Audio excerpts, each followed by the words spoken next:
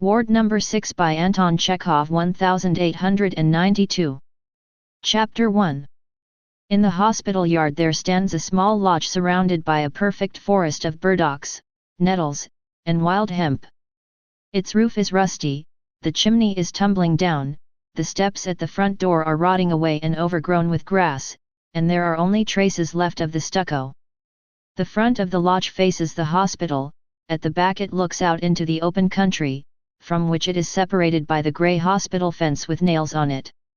These nails, with their points upwards, and the fence, and the lodge itself, have that peculiar, desolate, God-forsaken look which is only found in our hospital and prison buildings. If you are not afraid of being stung by the nettles, come by the narrow footpath that leads to the lodge, and let us see what is going on inside. Opening the first door, we walk into the entry.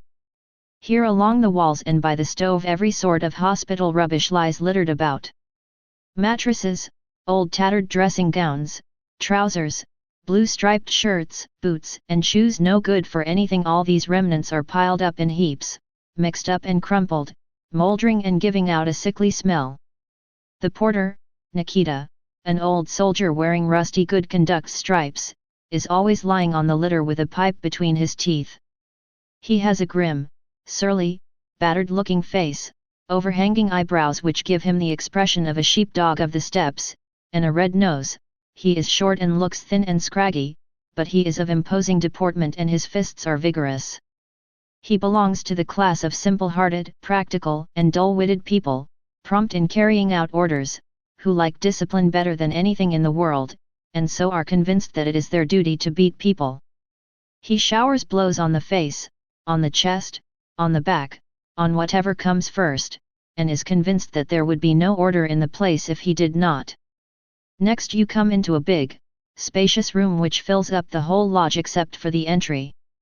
Here the walls are painted a dirty blue, the ceiling is as sooty as in a hut without a chimney. It is evident that in the winter the stove smokes and the room is full of fumes. The windows are disfigured by iron gratings on the inside. The wooden floor is grey and full of splinters.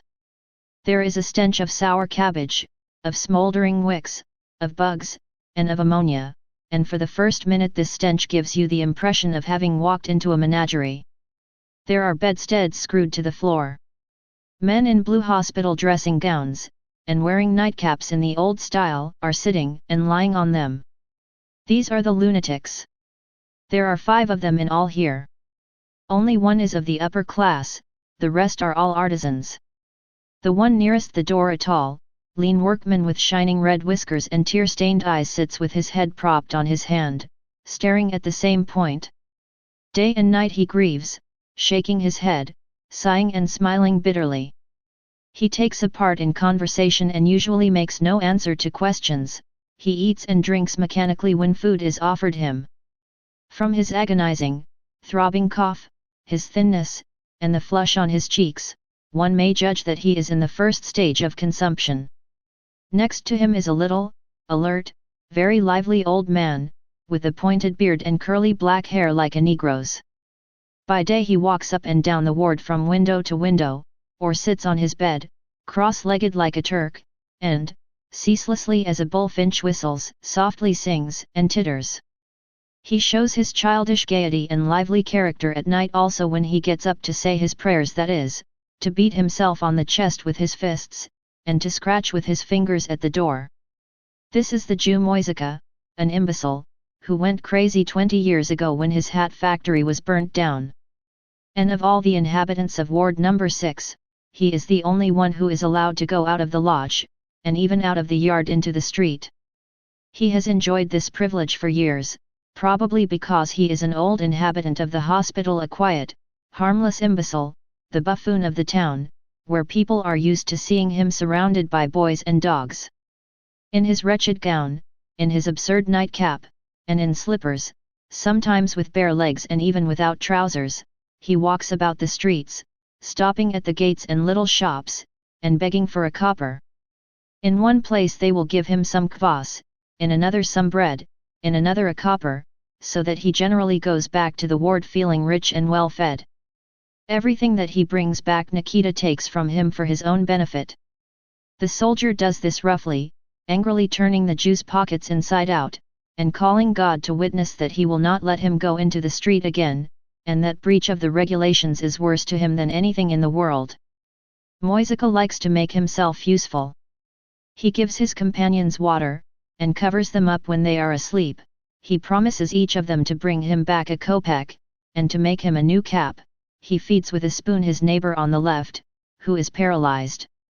He acts in this way, not from compassion nor from any considerations of a humane kind, but through imitation, unconsciously dominated by Gromov, his neighbor on the right hand. Ivan Dmitrievich Gromov, a man of 33, who is a gentleman by birth, and has been a court usher and provincial secretary, suffers from the mania of persecution. He either lies curled up in bed, or walks from corner to corner as though for exercise. He very rarely sits down. He is always excited, agitated, and overwrought by a sort of vague, undefined expectation. The faintest rustle in the entry or shout in the yard is enough to make him raise his head and begin listening, whether they are coming for him, whether they are looking for him. And at such times his face expresses the utmost uneasiness and repulsion. I like his broad face with its high cheekbones, always pale and unhappy, and reflecting, as though in a mirror, a soul tormented by conflict and long-continued terror. His grimaces are strange and abnormal, but the delicate lines traced on his face by profound, genuine suffering show intelligence and sense, and there is a warm and healthy light in his eyes. I like the man himself, courteous, anxious to be of use, and extraordinarily gentle to everyone except Nikita. When anyone drops a button or a spoon, he jumps up from his bed quickly and picks it up. Every day he says good morning to his companions, and when he goes to bed he wishes them good night. Besides his continually overwrought condition and his grimaces, his madness shows itself in the following way also. Sometimes in the evenings he wraps himself in his dressing gown, and, trembling all over, with his teeth chattering, begins walking rapidly from corner to corner and between the bedsteads. It seems as though he is in a violent fever. From the way he suddenly stops and glances at his companions, it can be seen that he is longing to say something very important, but, apparently reflecting that they would not listen, or would not understand him, he shakes his head impatiently and goes on pacing up and down. But soon the desire to speak gets the upper hand of every consideration, and he will let himself go and speak fervently and passionately. His talk is disordered and feverish like delirium, disconnected, and not always intelligible, but, on the other hand, something extremely fine may be felt in it, both in the words and the voice. When he talks you recognize in him the lunatic and the man. It is difficult to reproduce on paper his insane talk. He speaks of the baseness of mankind, of violence trampling on justice, of the glorious life which will one day be upon earth, of the window gratings, which remind him every minute of the stupidity and cruelty of oppressors. It makes a disorderly, incoherent potpourri of themes old but not yet out of date. Chapter 2. Some 12 or 15 years ago an official called Gromov, a highly respectable and prosperous person, was living in his own house in the principal street of the town. He had 2 sons, Sergei and Ivan. When Sergei was a student in his 4th year he was taken ill with galloping consumption and died, and his death was, as it were, the first of a whole series of calamities which suddenly showered on the Gromov family. Within a week of Sergei's funeral, the old father was put on trial for fraud and misappropriation, and he died of typhoid in the prison hospital soon afterwards. The house, with all their belongings, was sold by auction, and Ivan Dmitrievich and his mother were left entirely without means. Hitherto in his father's lifetime, Ivan Dmitrievich, who was studying in the University of Petersburg, had received an allowance of 60 or 70 rubles a month, and had had no conception of poverty. Now he had to make an abrupt change in his life. He had to spend his time from morning to night giving lessons for next to nothing, to work at copying, and with all that to go hungry, as all his earnings were sent to keep his mother.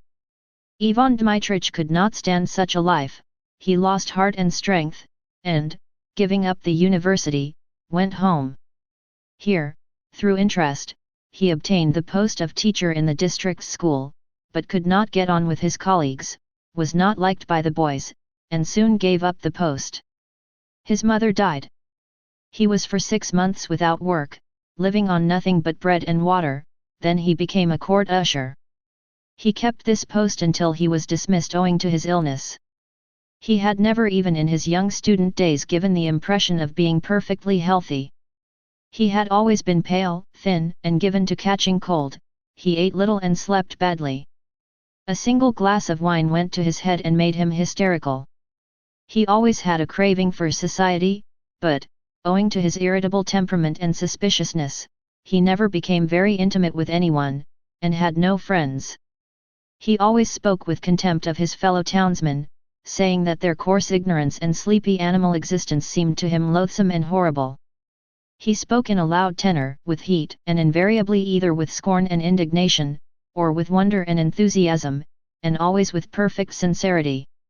Whatever one talked to him about he always brought it round to the same subject, that life was dull and stifling in the town, that the townspeople had no lofty interests, but lived a dingy, meaningless life, diversified by violence, coarse profligacy, and hypocrisy, that scoundrels were well fed and clothed, while honest men lived from hand to mouth, that they needed schools, a progressive local paper, a theatre, public lectures, the coordination of the intellectual elements, that society must see its failings and be horrified. In his criticisms of people, he laid on the colors thick, using only black and white, and no fine shades.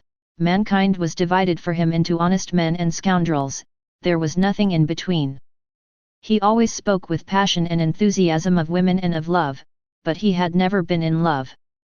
In spite of the severity of his judgments and his nervousness, he was liked, and behind his back was spoken of affectionately as Vanya. His innate refinement and readiness to be of service, his good breeding, his moral purity, and his shabby coat, his frail appearance and family misfortunes, aroused a kind, warm, sorrowful feeling. Moreover, he was well educated and well read, according to the townspeople's notions, he knew everything, and was in their eyes something like a walking encyclopedia. He had read a great deal. He would sit at the club, nervously pulling at his beard and looking through the magazines and books, and from his face one could see that he was not reading, but devouring the pages without giving himself time to digest what he read. It must be supposed that reading was one of his morbid habits, as he fell upon anything that came into his hands with equal avidity, even last year's newspapers and calendars. At home he always read lying down. Chapter 3. One autumn morning Ivan Dmitrievich, turning up the collar of his greatcoat and splashing through the mud, made his way by side streets and back lanes to see some artisan, and to collect some payment that was owing. He was in a gloomy mood, as he always was in the morning. In one of the side streets he was met by 2 convicts in fetters and 4 soldiers with rifles in charge of them. Ivan Dmitrievich had very often met convicts before, and they had always excited feelings of compassion and discomfort in him, but now this meeting made a peculiar, strange impression on him. It suddenly seemed to him for some reason that he, too, might be put into fetters and led through the mud to prison like that. After visiting the artisan, on the way home he met near the post office a police superintendent of his acquaintance, who greeted him and walked a few paces along the street with him, and for some reason this seemed to him suspicious. At home he could not get the convicts or the soldiers with their rifles out of his head all day, and an unaccountable inward agitation prevented him from reading or concentrating his mind. In the evening he did not light his lamp, and at night he could not sleep, but kept thinking that he might be arrested, put into fetters, and thrown into prison. He did not know of any harm he had done, and could be certain that he would never be guilty of murder, arson, or theft in the future either, but was it not easy to commit a crime by accident, unconsciously, and was not false witness always possible, and, indeed, miscarriage of justice? It was not without good reason that the age-long experience of the simple people teaches that beggary and prison are ills none can be safe from. A judicial mistake is very possible as legal proceedings are conducted nowadays, and there is nothing to be wondered at in it. People who have an official, professional relation to other men's sufferings. For instance, judges, police officers, doctors in course of time, through habit, grow so callous that they cannot, even if they wish it, take any but a formal attitude to their clients. In this respect they are not different from the peasant who slaughters sheep and calves in the backyard, and does not notice the blood. With this formal, soulless attitude to human personality, the judge needs but one thing: time, in order to deprive an innocent man of all rights of property, and to condemn him to penal servitude. Only the time spent on performing certain formalities for which the judge is paid his salary, and then it is all over. Then you may look in vain for justice and protection in this dirty, wretched little town 150 miles from a railway station. And, indeed, is it not absurd even to think of justice when every kind of violence is accepted by society as a rational and consistent necessity, and every act of mercy, for instance, a verdict of acquittal, calls forth a perfect outburst of dissatisfied and revengeful feeling? In the morning Ivan Dmitrievich got up from his bed in a state of horror, with cold perspiration on his forehead, completely convinced that he might be arrested any minute. Since his gloomy thoughts of yesterday had haunted him so long, he thought, it must be that there was some truth in them. They could not, indeed, have come into his mind without any grounds whatever. A policeman walking slowly passed by the windows, that was not for nothing. Here were two men standing still and silent near the house. Why were they silent? An agonizing days and nights followed for Ivan Dmitrievich. Everyone who passed by the windows or came into the yard seemed to him a spy or a detective. At midday the chief of the police usually drove down the street with a pair of horses. He was going from his estate near the town to the police department, but Ivan Dmitrievich fancied every time that he was driving especially quickly, and that he had a peculiar expression. It was evident that he was in haste to announce that there was a very important criminal in the town. Ivan Dmitrievich started at every ring at the bell and knock at the gate, and was agitated whenever he came upon anyone new at his landlady's. When he met police officers and gendarmes he smiled and began whistling so as to seem unconcerned. He could not sleep for whole nights in succession expecting to be arrested, but he snored loudly and sighed as though in deep sleep, that his landlady might think he was asleep, for if he could not sleep it meant that he was tormented by the stings of conscience. What a piece of evidence! Facts and common sense persuaded him that all these terrors were nonsense and morbidity, that if one looked at the matter more broadly there was nothing really terrible in arrest and imprisonment so long as the conscience is at ease. But the more sensibly and logically he reasoned, the more acute and agonizing his mental distress became. It might be compared with the story of a hermit who tried to cut a dwelling place for himself in a virgin forest. The more zealously he worked with his axe, the thicker the forest grew. In the end Ivan Dmitrievich, seeing it was useless, gave up reasoning altogether, and abandoned himself entirely to despair and terror. He began to avoid people and to seek solitude. His official work had been distasteful to him before, now it became unbearable to him. He was afraid they would somehow get him into trouble, would put a bribe in his pocket unnoticed and then denounce him, or that he would accidentally make a mistake in official papers that would appear to be fraudulent, or would lose other people's money. It is strange that his imagination had never at other times been so agile and inventive as now, when every day he thought of thousands of different reasons for being seriously anxious over his freedom and honor. But, on the other hand, his interest in the outer world, in books in particular, grew sensibly fainter, and his memory began to fail him. In the spring when the snow melted there were found in the ravine near the cemetery two half-decomposed corpses, the bodies of an old woman and a boy bearing the traces of death by violence. Nothing was talked of but these bodies and their unknown murderers. That people might not think he had been guilty of the crime, Ivan Dmitrievich walked about the streets, smiling, and when he met acquaintances he turned pale, flushed, and began declaring that there was no greater crime than the murder of the weak and defenseless. But this duplicity soon exhausted him, and after some reflection he decided that in his position the best thing to do was to hide in his landlady's cellar. He sat in the cellar all day and then all night, then another day, was fearfully cold, and waiting till dusk, stole secretly like a thief back to his room. He stood in the middle of the room till daybreak, listening without stirring. Very early in the morning, before sunrise, some workmen came into the house. Ivan Dmitrievich knew perfectly well that they had come to mend the stove in the kitchen, but terror told him that they were police officers disguised as workmen. He slipped stealthily out of the flat, and, overcome by terror, ran along the street without his cap and coat.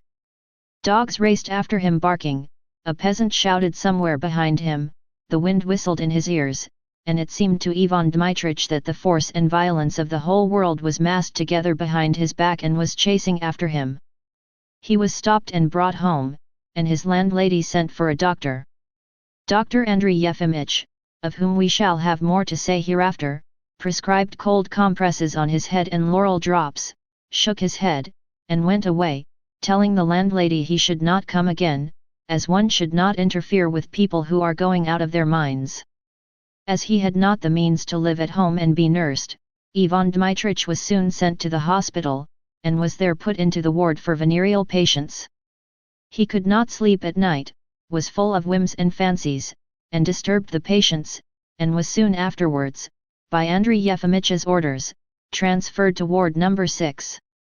Within a year Ivan Dmitrievich was completely forgotten in the town, and his books, heaped up by his landlady in a sledge in the shed, were pulled to pieces by boys. Chapter 4. Ivan Dmitrievич's neighbor on the left hand is, as I have said already, the Jew Moisika.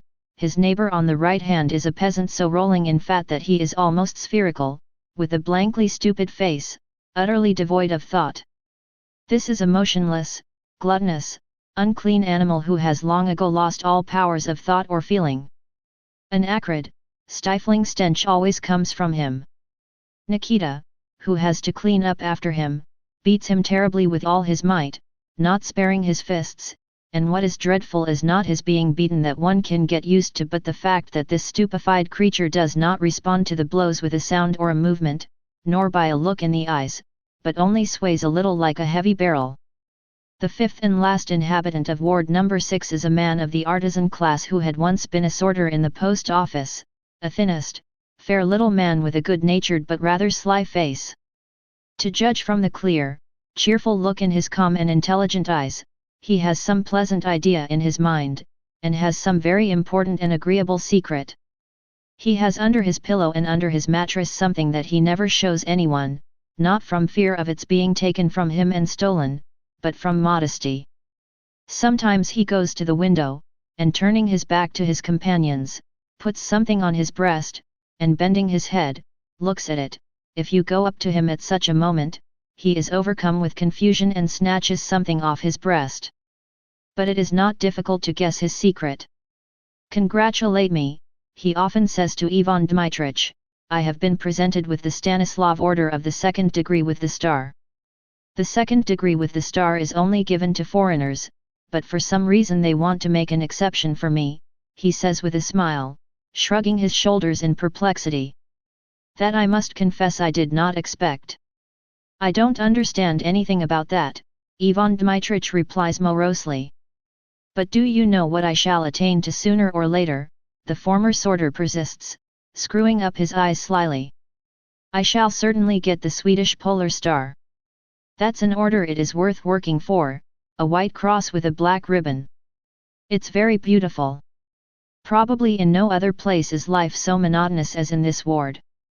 In the morning the patients, except the paralytic and the fat peasant, wash in the entry at a big tub and wipe themselves with the skirts of their dressing gowns. After that they drink tea out of tin mugs which Nikita brings them out of the main building. Everyone is allowed one mugful. At midday they have soup made out of sour cabbage and boiled grain. In the evening their supper consists of grain left from dinner. In the intervals they lie down, sleep, look out of window, and walk from one corner to the other. And so every day. Even the former sorter always talks of the same orders. Fresh faces are rarely seen in ward number 6. The doctor has not taken in any new mental cases for a long time, and the people who are fond of visiting lunatic asylums are few in this world. Once every 2 months Semyon Lazarich, the barber, appears in the ward. How he cuts the patient's hair, and how Nikita helps him to do it, and what a trepidation the lunatics are always thrown into by the arrival of the drunken, smiling barber, we will not describe. No one even looks into the ward except the barber. The patients are condemned to see day after day no one but Nikita. A rather strange rumor has, however, been circulating in the hospital of late. It is rumored that the doctor has begun to visit ward number 6. Chapter 5. A strange rumor. Dr. Andrey Yefimych Ragin is a strange man in his way.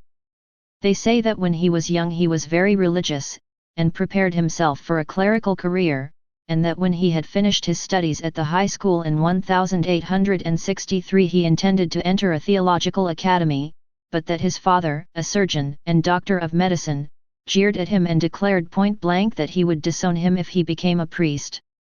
How far this is true I don't know, but Andrey Yefimych himself has more than once confessed that he has never had a natural bent for medicine or science in general. However, that may have been, when he finished his studies in the medical faculty he did not enter the priesthood. He showed no special devoutness, and was no more like a priest at the beginning of his medical career than he is now. His exterior is heavy coarse like a peasant's, his face, his beard, his flat hair, and his coarse, clumsy figure, suggest an overfed, intemperate, and harsh innkeeper on the highroad. His face is surly looking and covered with blue veins, his eyes are little and his nose is red. With his height and broad shoulders, he has huge hands and feet. One would think that a blow from his fist would knock the life out of anyone, but his step is soft, and his walk is cautious and insinuating. When he meets anyone in a narrow passage he is always the first to stop and make way, and to say, not in a bass, as one would expect, but in a high, soft tenor, "I beg your pardon." He has a little swelling on his neck which prevents him from wearing stiff starched collars, and so he always goes about in soft linen or cotton shirts. Altogether he does not dress like a doctor. He wears the same suit for 10 years, and the new clothes, which he usually buys at a Jewish shop, look as shabby and crumpled on him as his old ones. He sees patients and dines and pays visits all in the same coat, but this is not due to niggardliness, but to complete carelessness about his appearance. When Andrey Yefimych came to the town to take up his duties, the institution founded to the glory of God was in a terrible condition. One could hardly breathe for the stench in the wards, in the passages, and in the courtyards of the hospital. The hospital servants, the nurses, and their children slept in the wards together with the patients. They complained that there was no living for beetles, bugs, and mice. The surgical wards were never free from erysipelas. There were only 2 scalpels and not 1 thermometer in the whole hospital. Potatoes were kept in the baths. The superintendent, the housekeeper, and the medical assistant robbed the patients, and of the old doctor, Andrey Yefimich's predecessor, people declared that he secretly sold the hospital alcohol, and that he kept a regular harem consisting of nurses and female patients. These disorderly proceedings were perfectly well known in the town, and were even exaggerated, but people took them calmly. Some justified them on the ground that there were only peasants and working men in the hospital, who could not be dissatisfied, since they were much worse off at home than in the hospital. They couldn't be fed on woodcocks. Others said in excuse that the town alone, without help from the Zemstvo, was not equal to maintaining a good hospital. Thank God for having one at all, even a poor one. And the newly formed Zemstvo did not open infirmaries either in the town or the neighborhood, relying on the fact that the town already had its hospital. After looking over the hospital, Andrey Yefimych came to the conclusion that it was an immoral institution and extremely prejudicial to the health of the townspeople. In his opinion, the most sensible thing that could be done was to let out the patients and close the hospital. But he reflected that his will alone was not enough to do this, and that it would be useless. If physical and moral impurity were driven out of one place, they would only move to another.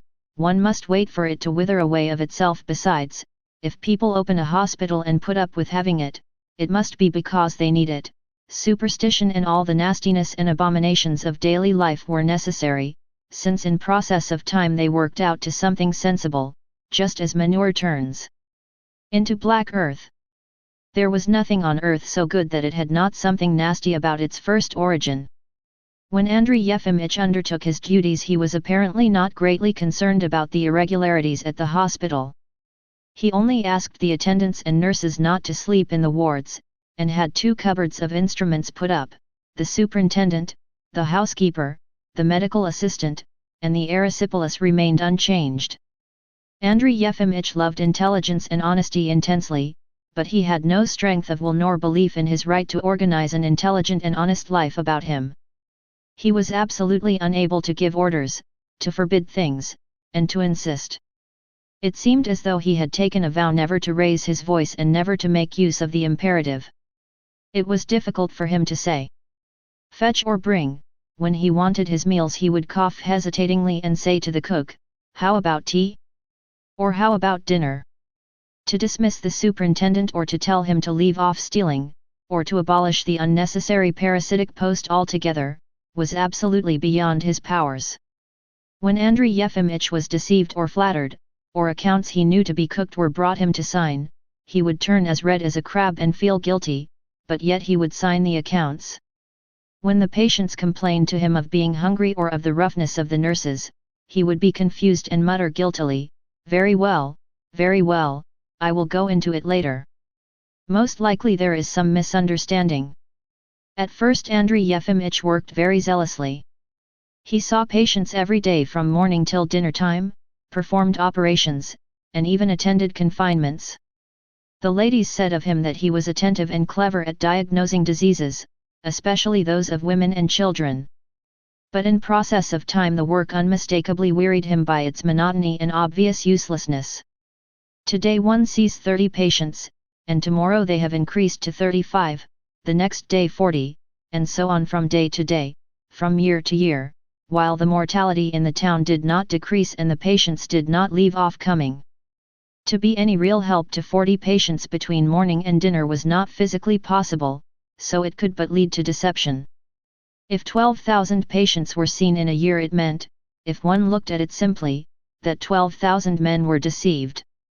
To put those who were seriously ill into wards, and to treat them according to the principles of science, was impossible, too, because though there were principles there was no science. If he were to put aside philosophy and pedantically follow the rules as other doctors did, the things above all necessary were cleanliness and ventilation instead of dirt, wholesome nourishment instead of broth made of stinking, sour cabbage, and good assistants instead of thieves, and, indeed, why hinder people dying if death is the normal and legitimate end of everyone? What is gained if some shopkeeper or clerk lives an extra 5 or 10 years? If the aim of medicine is by drugs to alleviate suffering, the question forces itself on one, why alleviate it? In the first place, they say that suffering leads man to perfection, and in the second, if mankind really learns to alleviate its sufferings with pills and drops, it will completely abandon religion and philosophy, in which it has hitherto found not merely protection from all sorts of trouble, but even happiness. Pushkin suffered terrible agonies before his death. Poor Heine lay paralyzed for several years. Why, then, should not some Andrey Yefimych or Matriana Savyeshna be ill, since their lives had nothing of importance in them, and would have been entirely empty and like the life of an amoeba except for suffering? Oppressed by such reflections, Andrey Yefimych relaxed his efforts and gave up visiting the hospital every day. Chapter 6. His life was passed like this. As a rule, he got up at 8 o'clock in the morning, dressed, and drank his tea. Then he sat down in his study to read, or went to the hospital. At the hospital the outpatients were sitting in the dark, narrow little corridor waiting to be seen by the doctor. The nurses and the attendants, tramping with their boots over the brick floors, ran by them. Gaunt-looking patients in dressing gowns passed, dead bodies and vessels full of filth were carried by, the children were crying, and there was a cold draught. Andrey Yefimych knew that such surroundings were torture to feverish, consumptive and impressionable patients, but what could be done? In the consulting room he was met by his assistant, Sergei Sergeitch, a fat little man with a plump, well-washed shaven face, with soft, smooth manners, wearing a new loosely cut suit, and looking more like a senator than a medical assistant. He had an immense practice in the town, wore a white tie, and considered himself more proficient than the doctor, who had no practice. In the corner of the consulting room there stood a large icon in a shrine with a heavy lamp in front of it, and near it a candlestand with a white cover on it. On the walls hung portraits of bishops, a view of the Sviatogorsky monastery, and wreaths of dried corn flowers. Sergei Sergeevich was religious, and liked solemnity and decorum. The icon had been put up at his expense. At his instructions someone of the patients read the hymns of praise in the consulting room on Sundays, and after the reading Sergei Sergeevich himself went through the wards with a censer and burned incense. There were a great many patients, but the time was short, and so the work was confined to the asking of a few brief questions and the administration of some drugs, such as castor oil or volatile ointment. Andrey Yefimych would sit with his cheek resting in his hand, lost in thought and asking questions mechanically. Sergei Sergeevich sat down too, rubbing his hands, and from time to time putting in his word. "We suffer pain and poverty," he would say, "because we do not pray to the merciful God as we should." Yes. Andrey Yefimych never performed any operation when he was seeing patients. He had long ago given up doing so, and the sight of blood upset him. When he had to open a child's mouth in order to look at its throat, and the child cried and tried to defend itself with its little hands, the noise in his ears made his head go round and brought tears to his eyes. He would make haste to prescribe a drug, and motion to the woman to take the child away. He was soon wearied by the timidity of the patients and their incoherence, by the proximity of the pious Sergei Sergeevich, by the portraits on the walls, and by his own questions which he had asked over and over again for 20 years. And he would go away after seeing 5 or 6 patients. The rest would be seen by his assistant in his absence. With the agreeable thought that, thank God, he had no private practice now, and that no one would interrupt him, Andrey Yefimych sat down to the table immediately on reaching home and took up a book. He read a great deal and always with enjoyment. Half his salary went on buying books, and of the 6 rooms that made up his abode 3 were heaped up with books and old magazines. He liked best of all works on history and philosophy. The only medical publication to which he subscribed was The Doctor, of which he always read the last pages first. He would always go on reading for several hours without a break and without being weary. He did not read as rapidly and impulsively as Ivan Dmitrievich had done in the past, but slowly and with concentration, often pausing over a passage which he liked or did not find intelligible. Near the books there always stood a decanter of vodka, and a salted cucumber or a pickled apple lay beside it, not on a plate, but on the baize tablecloth. Every half hour he would pour himself out a glass of vodka and drink it without taking his eyes off the book. Then without looking at it he would feel for the cucumber and bite off a bit. At 3 o'clock he would go cautiously to the kitchen door, cough, and say, "Duryushka, what about dinner?" After his dinner, a rather poor and untidily served one, Andrey Yefimych would walk up and down his rooms with his arms folded, thinking.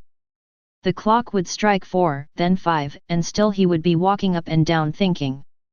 Occasionally the kitchen door would creak, and the red and sleepy face of Duryushka would appear.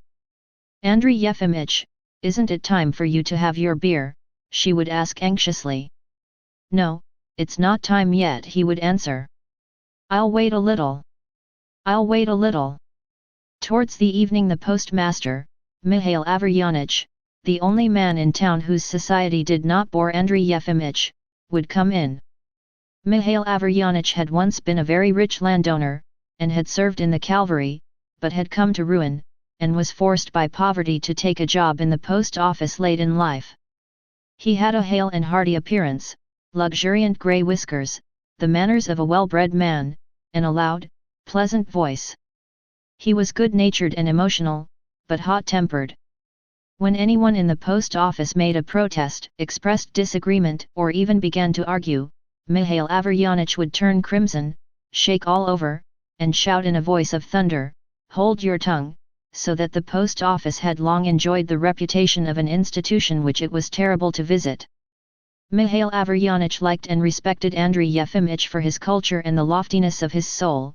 He treated the other inhabitants of the town superciliously, as though they were his subordinates. "Here I am," he would say, going into Andrey Yefimych. "Good evening, my dear fellow. I'll be bound, you are getting sick of me, aren't you?" "On the contrary, I am delighted," said the doctor. "I am always glad to see you." The friends would sit on the sofa in the study and for some time would smoke in silence. Duryushka, what about the beer? Andrey Yefimych would say. They would drink their first bottle still in silence, the doctor brooding and Mikhail Averyanich with a gay and animated face, like a man who has something very interesting to tell.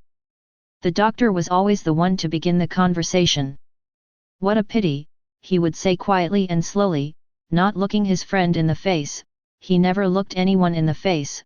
What a great pity it is that there are no people in our town who are capable of carrying on intelligent and interesting conversation, or care to do so. It is an immense privation for us. Even the educated class do not rise above vulgarity. The level of their development, I assure you, is not a bit higher than that of the lower orders. Perfectly true. I agree.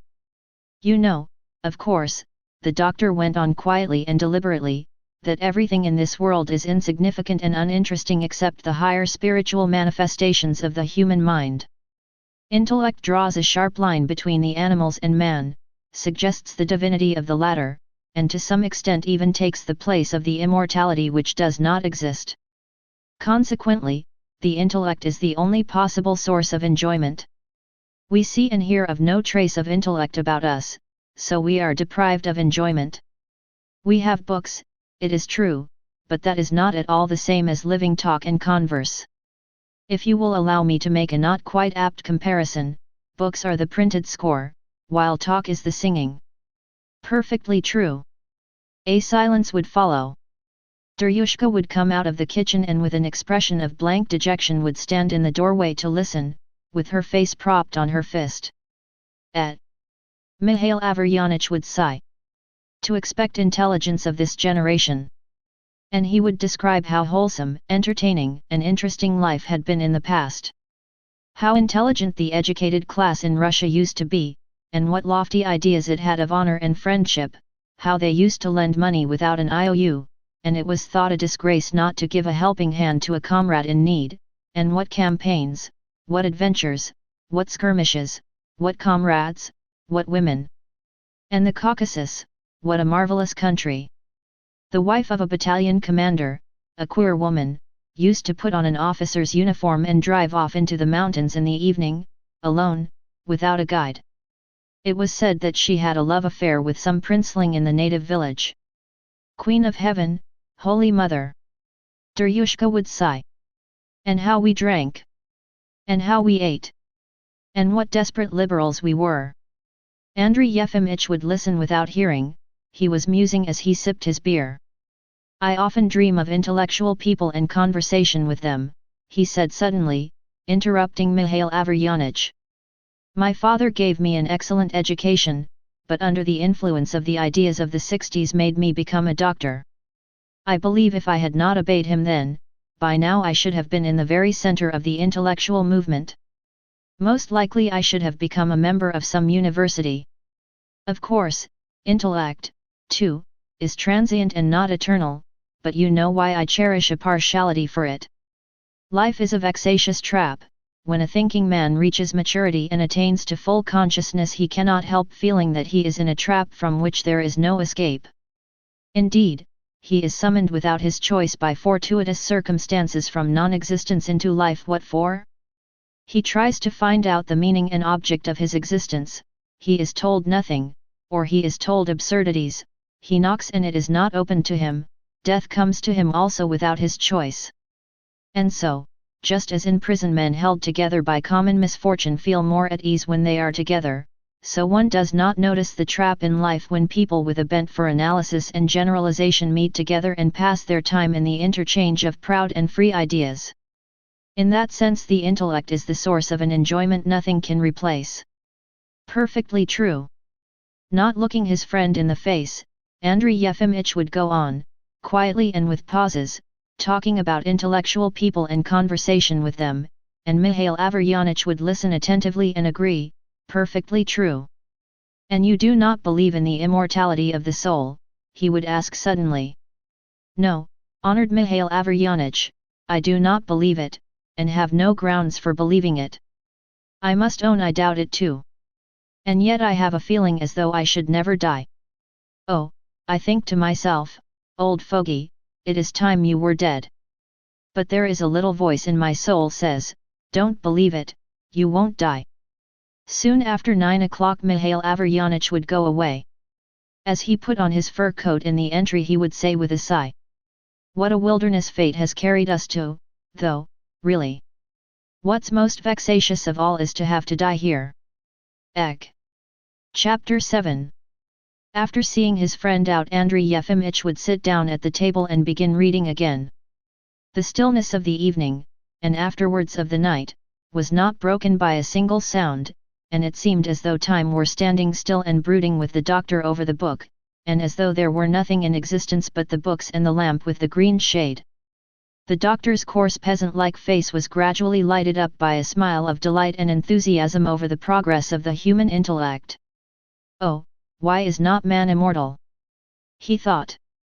What is the good of the brain centers and convolutions, what is the good of sight, speech, self-consciousness, genius, if it is all destined to depart into the soil, and in the end to grow cold together with the earth's crust, and then for millions of years to fly with the earth round the sun with no meaning and no object? To do that there was no need at all to draw man with his lofty, almost godlike intellect out of non-existence, and then, as though in mockery, to turn him into clay. The transmutation of substances. But what cowardice to comfort oneself with that cheap substitute for immortality! The unconscious processes that take place in nature are lower even than the stupidity of man, since in stupidity there is, anyway, consciousness and will, while in those processes there is absolutely nothing. Only the coward who has more fear of death than dignity can comfort himself with the fact that his body will in time live again in the grass, in the stones, in the toad. To find one's immortality in the transmutation of substances is as strange as to prophesy a brilliant future for the case after a precious violin has been broken and become useless. When the clock struck, Andrey Yefimych would sink back into his chair and close his eyes to think a little. And under the influence of the fine ideas of which he had been reading he would, unawares, recall his past and his present. The past was hateful, better not to think of it. And it was the same in the present as in the past. He knew that at the very time when his thoughts were floating together with the cooling earth round the sun, in the main building beside his abode people were suffering in sickness and physical impurity, someone perhaps could not sleep and was making war upon the insects, someone was being infected by erysipelas, or moaning over too tight a bandage, perhaps the patients were playing cards with the nurses and drinking vodka. According to the yearly return, 12,000 people had been deceived, the whole hospital rested as it had done 20 years ago on thieving, filth, scandals, gossip, on gross quackery, and, as before, it was an immoral institution extremely injurious to the health of the inhabitants. He knew that Nikita knocked the patients about behind the barred windows of Ward No. 6, and that Moisika went about the town every day begging alms. On the other hand, he knew very well that a magical change had taken place in medicine during the last 25 years. When he was studying at the university he had fancied that medicine would soon be overtaken by the fate of alchemy and metaphysics, but now when he was reading at night the science of medicine touched him and excited his wonder, and even enthusiasm. What unexpected brilliance, what a revolution! Thanks to the antiseptic system operations were performed such as the great Pirogov had considered impossible even in speculation. Ordinary Zemstvo doctors were venturing to perform the resection of the kneecap, of abdominal operations only 1 per cent was fatal, while stone was considered such a trifle that they did not even write about it. A radical cure for syphilis had been discovered. And the theory of heredity, hypnotism, the discoveries of Pasteur and of Koch, hygiene based on statistics, and the work of Zemstvo doctors. Psychiatry with its modern classification of mental diseases, methods of diagnosis, and treatment, was a perfect Elborus in comparison with what had been in the past. They no longer poured cold water on the heads of lunatics nor put straight waistcoats upon them, they treated them with humanity, and even, so it was stated in the papers, got up balls and entertainments for them. Andrey Yefimych knew that with modern tastes and views such an abomination as Ward No. 6 was possible only 150 miles from a railway in a little town where the mayor and all the town council were half-illiterate tradesmen who looked upon the doctor as an oracle who must be believed without any criticism even if he had poured molten lead into their mouths, In any other place the public and the newspapers would long ago have torn this little Bastille to pieces. But, after all, what of it? Andrey Yefimych would ask himself, opening his eyes. There is the antiseptic system, there is Koch, there is Pasteur, but the essential reality is not altered a bit. Ill health and mortality are still the same. They get up balls and entertainments for the mad, but still they don't let them go free, so it's all nonsense and vanity, and there is no difference in reality between the best Vienna clinic and my hospital. But depression and a feeling akin to envy prevented him from feeling indifferent. It must have been owing to exhaustion. His heavy head sank onto the book, he put his hands under his face to make it softer, and thought, I serve in a pernicious institution and receive a salary from people whom I am deceiving. I am not honest, but then, I of myself am nothing, I am only part of an inevitable social evil. All local officials are pernicious and receive their salary for doing nothing.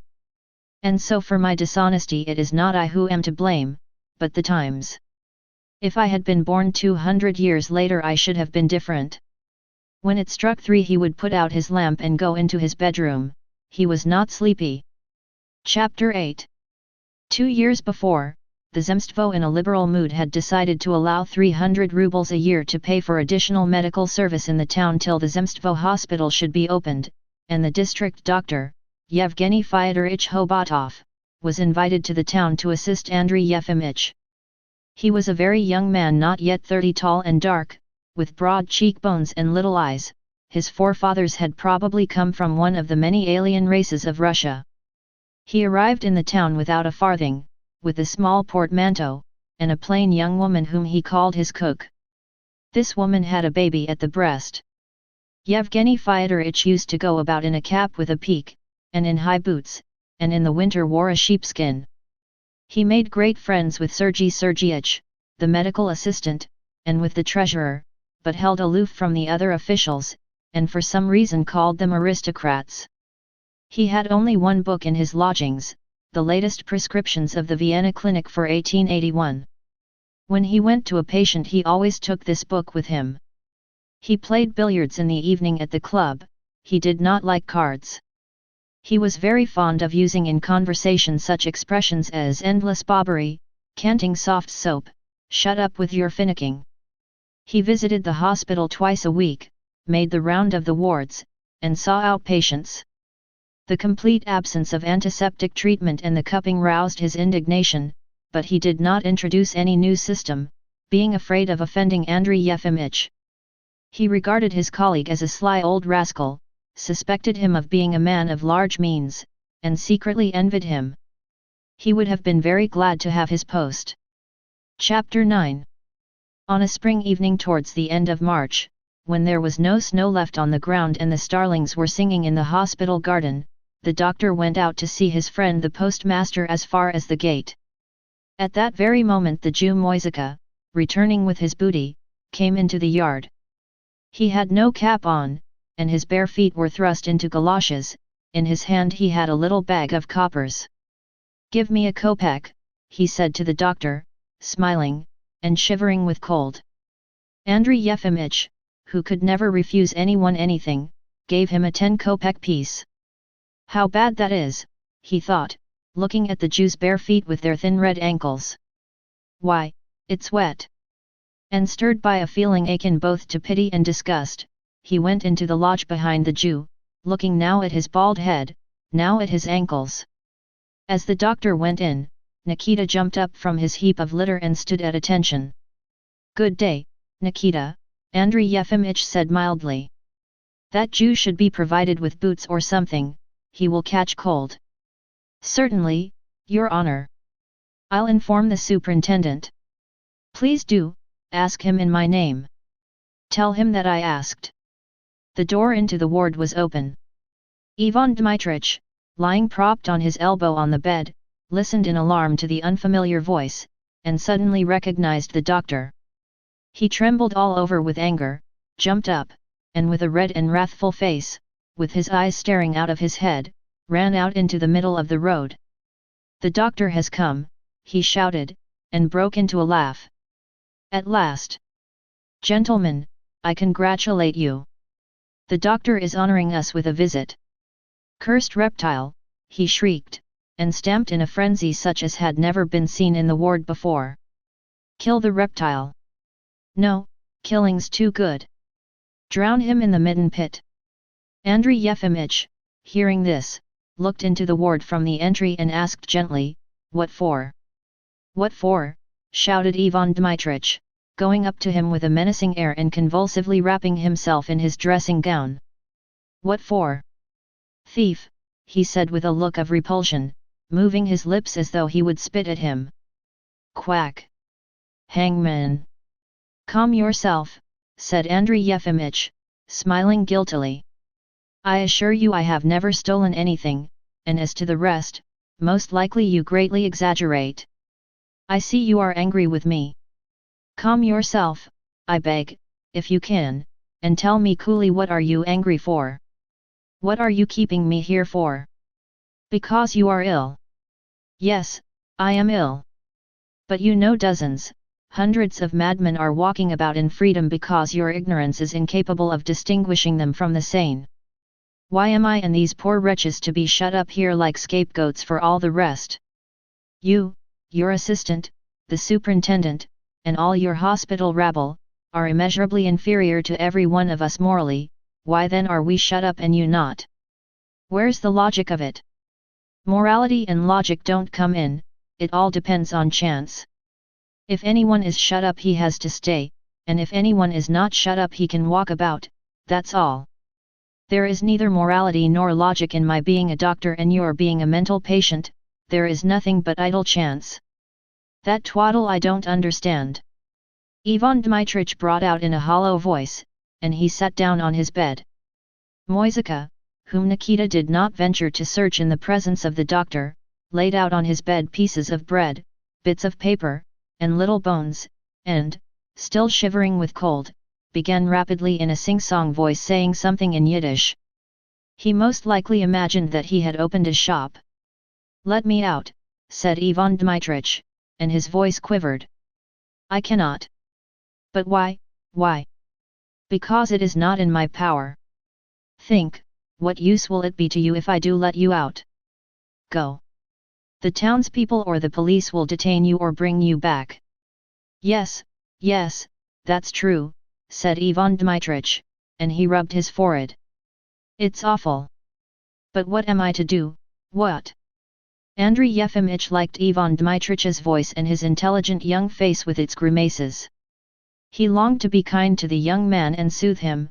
He sat down on the bed beside him, thought, and said, "You ask me what to do. The very best thing in your position would be to run away. But, unhappily, that is useless. You would be taken up. When society protects itself from the criminal, mentally deranged, or otherwise inconvenient people, it is invincible. There is only one thing left for you, to resign yourself to the thought that your presence here is inevitable. It is no use to anyone. So long as prisons and madhouses exist, someone must be shut up in them. If not you, I. If not I, some third person. Wait till in the distant future prisons and madhouses no longer exist, and there will be neither bars on the windows nor hospital gowns. Of course, that time will come sooner or later." Ivan Dmitrievich smiled ironically. "You are jesting," he said, screwing up his eyes. "Such gentlemen as you and your assistant Nikita have nothing to do with the future, but you may be sure, sir, better days will come. I may express myself cheaply, you may laugh, but the dawn of a new life is at hand, truth and justice will triumph, and our turn will come. I shall not live to see it, I shall perish, but some people's great-grandsons will see it. I greet them with all my heart and rejoice, rejoice with them. Onward! God be your help, friends." With shining eyes Ivan Dmitrievich got up, and stretching his hands towards the window, went on with emotion in his voice. "From behind these bars I bless you. Hurrah for truth and justice! I rejoice." "I see no particular reason to rejoice," said Andrey Yefimych, who thought Ivan Dmitrievич's movement theatrical, though he was delighted by it. "Prisons and madhouses there will not be, and truth, as you have just expressed it, will triumph, but the reality of things, you know, will not change, the laws of nature will still remain the same. People will suffer pain, grow old, and die just as they do now. However magnificent a dawn lighted up your life, you would yet in the end be nailed up in a coffin and thrown into a hole. An immortality. Oh, come, now. You don't believe in it, but I do. Somebody in Dostoevsky or Voltaire said that if there had not been a god men would have invented him. And I firmly believe that if there is no immortality the great intellect of man will sooner or later invent it. Well said, observed Andrey Yefimych, smiling with pleasure, it's a good thing you have faith. With such a belief one may live happily even shut up within walls. You have studied somewhere, I presume. Yes, I have been at the university, but did not complete my studies. You are a reflecting and a thoughtful man. In any surroundings you can find tranquility in yourself. Free and deep thinking which strives for the comprehension of life, and complete contempt for the foolish bustle of the world, those are two blessings beyond any that man has ever known. And you can possess them even though you lived behind threefold bars. Diogenes lived in a tub, yet he was happier than all the kings of the earth. Your Diogenes was a blockhead, said Ivan Dmitrievich morosely. Why do you talk to me about Diogenes and some foolish comprehension of life? He cried, growing suddenly angry and leaping up. I love life, I love it passionately. I have the mania of persecution, a continual agonizing terror, but I have moments when I am overwhelmed by the thirst for life, and then I am afraid of going mad. I want dreadfully to live, dreadfully. He walked up and down the ward in agitation, and said, dropping his voice. When I dream I am haunted by phantoms. People come to me, I hear voices and music, and I fancy I am walking through woods or by the seashore, and I long so passionately for movement, for interests. Come, tell me, what news is there? Asked Ivan Dmitrievich, what's happening? Do you wish to know about the town or in general? Well, tell me first about the town, and then in general. Well, in the town it is appallingly dull. There's no one to say a word to, no one to listen to. There are no new people. A young doctor called Hobotov has come here recently. He had come in my time. Well, he is a low cad, isn't he? Yes, he is a man of no culture. It's strange, you know. Judging by every sign, there is no intellectual stagnation in our capital cities, there is a movement, so there must be real people there too, but for some reason they always send us such men as I would rather not see. It's an unlucky town. Yes, it is an unlucky town, sighed Ivan Dmitrievich, and he laughed. And how are things in general? What are they writing in the papers and reviews? It was by now dark in the ward. The doctor got up, and, standing, began to describe what was being written abroad and in Russia, and the tendency of thought that could be noticed now. Ivan Dmitrievich listened attentively and put questions, but suddenly, as though recalling something terrible, clutched at his head and lay down on the bed with his back to the doctor. What's the matter? Asked Andrey Yefimych. You will not hear another word from me, said Ivan Dmitrievich rudely. Leave me alone. Why so? I tell you, leave me alone. Why the devil does you persist? Andrey Yefimych shrugged his shoulders, heaved a sigh, and went out. As he crossed the entry he said, You might clear up here, Nikita, there's an awfully stuffy smell. Certainly, Your Honor. What an agreeable young man, thought Andrey Yefimych, going back to his flat. In all the years I have been living here I do believe he is the first I have met with whom one can talk. He is capable of reasoning and is interested in just the right things. While he was reading, and afterwards, while he was going to bed, he kept thinking about Ivan Dmitrievich, and when he woke next morning he remembered that he had the day before made the acquaintance of an intelligent and interesting man, and determined to visit him again as soon as possible. Chapter 10. Ivan Dmitrievich was lying in the same position as on the previous day, with his head clutched in both hands and his legs drawn up. His face was not visible. Good day, my friend, said Andrey Yefimych. You are not asleep, are you? In the first place, I am not your friend, Ivan Dmitrievich articulated into the pillow, and in the second, your efforts are useless, you will not get one word out of me. Strange, muttered Andrey Yefimych in confusion. Yesterday we talked peacefully, but suddenly for some reason you took offense and broke off all at once. Probably I expressed myself awkwardly, or perhaps gave utterance to some idea which did not fit in with your convictions. Yes, a likely idea, said Ivan Dmitrievich, sitting up and looking at the doctor with irony and uneasiness. His eyes were red. You can go and spy and probe somewhere else, it's no use you're doing it here. I knew yesterday what you had come for. A strange fancy, laughed the doctor. So you suppose me to be a spy? Yes, I do. A spy or a doctor who has been charged to test me, it's all the same . Oh, excuse me, what a queer fellow you are really. The doctor sat down on the stool near the bed and shook his head reproachfully. But let us suppose you are right, he said, let us suppose that I am treacherously trying to trap you into saying something so as to betray you to the police. You would be arrested and then tried. But would you be any worse off being tried and in prison than you are here? If you are banished to a settlement, or even sent to penal servitude, would it be worse than being shut up in this ward? I imagine it would be no worse. What, then, are you afraid of? These words evidently had an effect on Ivan Dmitrievich. He sat down quietly. It was between 4 and 5 in the afternoon, the time when Andrey Yefimych usually walked up and down his rooms, and Andreyushka asked whether it was not time for his beer. It was a still, bright day.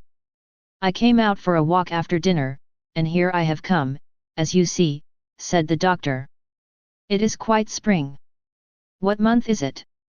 March, asked Ivan Dmitrievich. Yes, the end of March. Is it very muddy? No, not very. There are already paths in the garden. It would be nice now to drive in an open carriage somewhere into the country, said Ivan Dmitrievich, rubbing his red eyes as though he were just awake, then to come home to a warm, snug study, and to have a decent doctor to cure one's headache. It's so long since I have lived like a human being. It's disgusting here. Insufferably disgusting. After his excitement of the previous day he was exhausted and listless, and spoke unwillingly. His fingers twitched, and from his face it could be seen that he had a splitting headache. There is no real difference between a warm, snug study and this ward, said Andrey Yefimych. A man's peace and contentment do not lie outside a man, but in himself. What do you mean?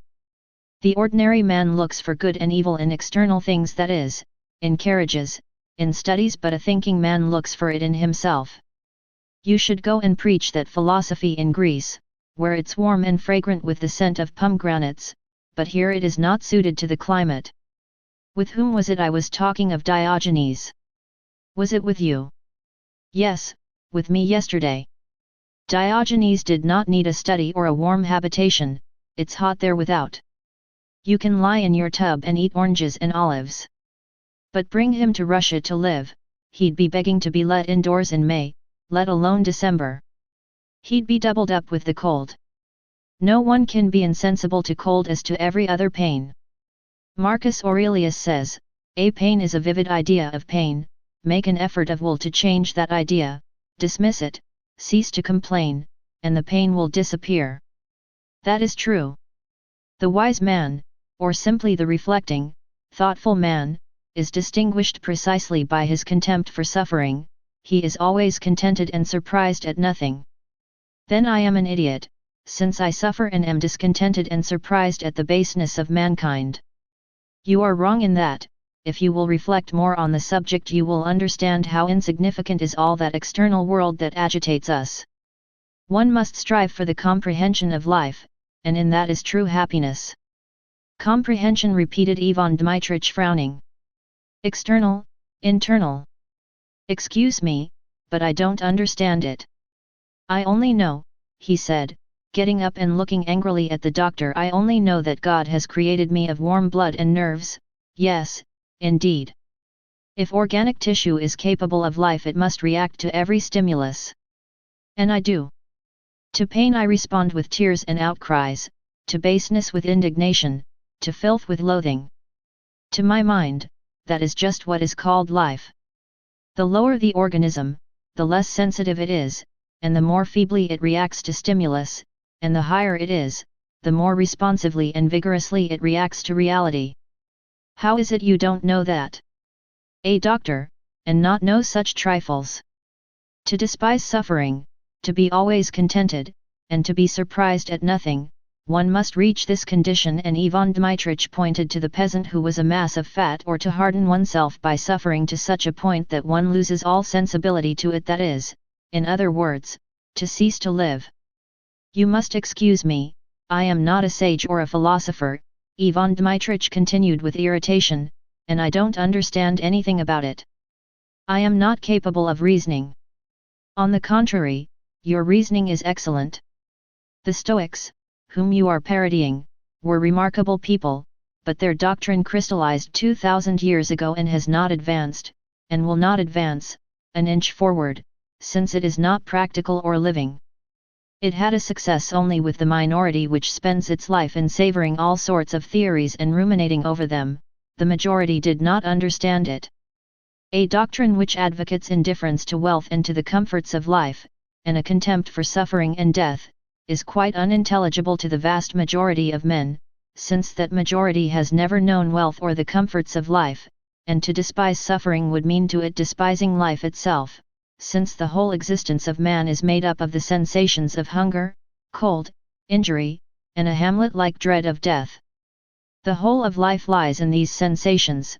One may be oppressed by it, one may hate it, but one cannot despise it. Yes, so, I repeat, the doctrine of the Stoics can never have a future. From the beginning of time up to today you see continually increasing the struggle, the sensibility to pain, the capacity of responding to stimulus. Ivan Dmitrievich suddenly lost the thread of his thoughts, stopped, and rubbed his forehead with vexation. I meant to say something important, but I have lost it, he said. What was I saying? Oh, yes. This is what I mean. One of the Stoics sold himself into slavery to redeem his neighbor, so, you see, even a Stoic did react to stimulus, since, for such a generous act as the destruction of oneself for the sake of one's neighbor, he must have had a soul capable of pity and indignation. Here in prison I have forgotten everything I have learned, or else I could have recalled something else. Take Christ, for instance. Christ responded to reality by weeping, smiling, being sorrowful and moved to wrath, even overcome by misery. He did not go to meet his sufferings with a smile, he did not despise death, but prayed in the Garden of Gethsemane that this cup might pass him by. Ivan Dmitrievich laughed and sat down. Granted that a man's peace and contentment lie not outside but in himself, he said, granted that one must despise suffering and not be surprised at anything, yet on what ground do you preach the theory? Are you a sage? A philosopher? No, I am not a philosopher, but everyone ought to preach it because it is reasonable. No, I want to know how it is that you consider yourself competent to judge of comprehension, contempt for suffering, and so on. Have you ever suffered? Have you any idea of suffering? Allow me to ask you, were you ever thrashed in your childhood? No, my parents had an aversion for corporal punishment. My father used to flog me cruelly. My father was a harsh, sickly government clerk with a long nose and a yellow neck. But let us talk of you. No one has laid a finger on you all your life, no one has scared you nor beaten you, you are as strong as a bull. You grew up under your father's wing and studied at his expense, and then you dropped at once into a sinecure.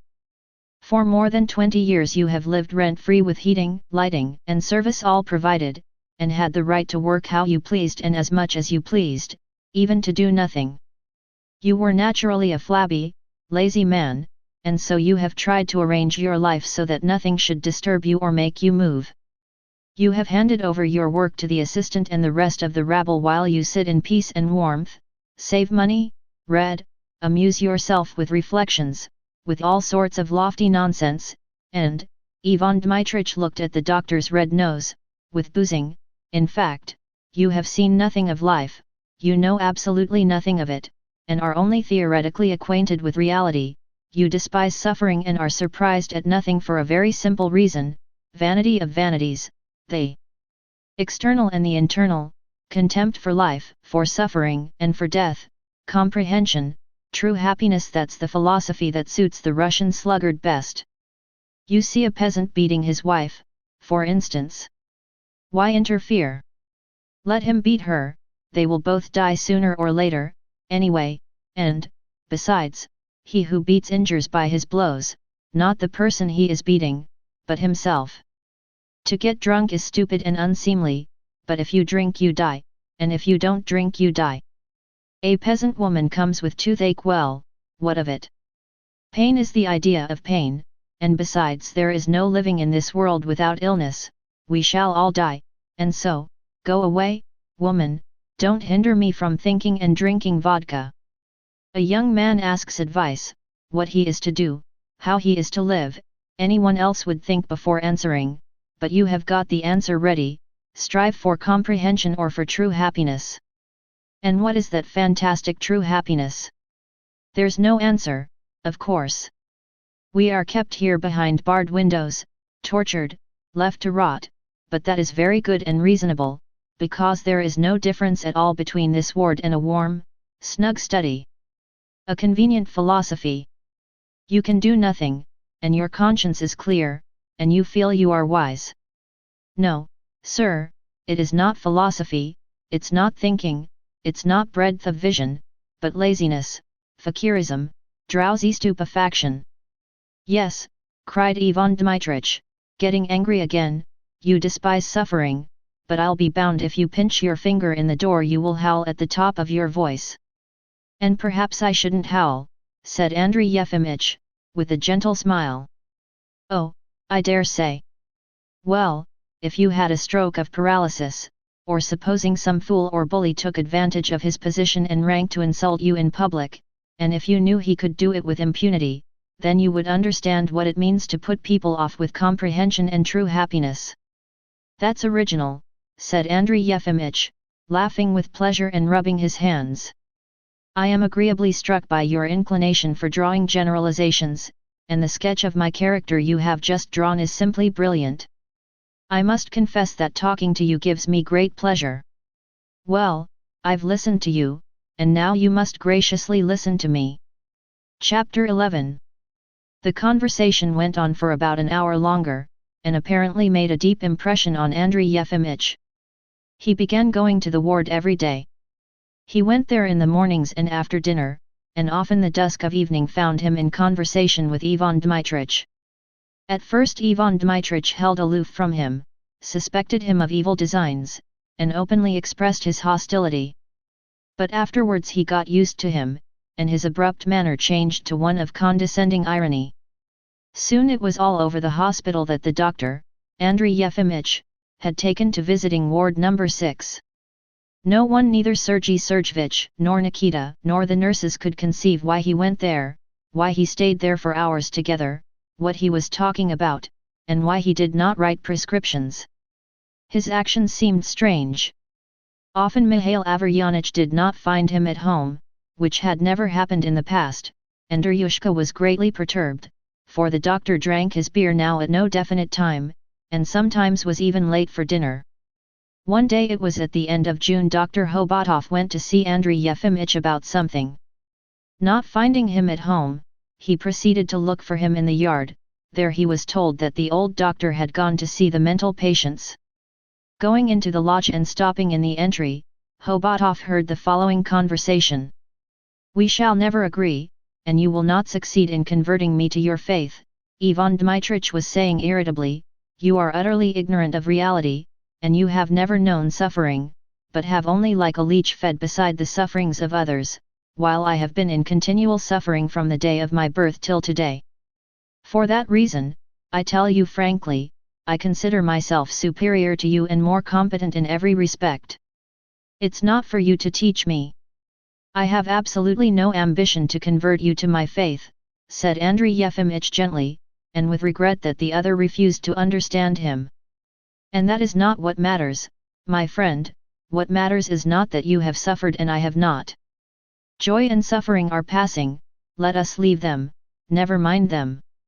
What matters is that you and I think, we see in each other people who are capable of thinking and reasoning, and that is a common bond between us however different our views.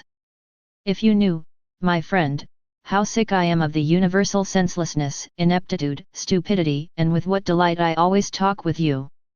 You are an intelligent man, and I enjoyed your company. Hobatov opened the door an inch and glanced into the ward. Ivan Dmitrievich in his nightcap and the doctor Andrey Yefimych were sitting side by side on the bed.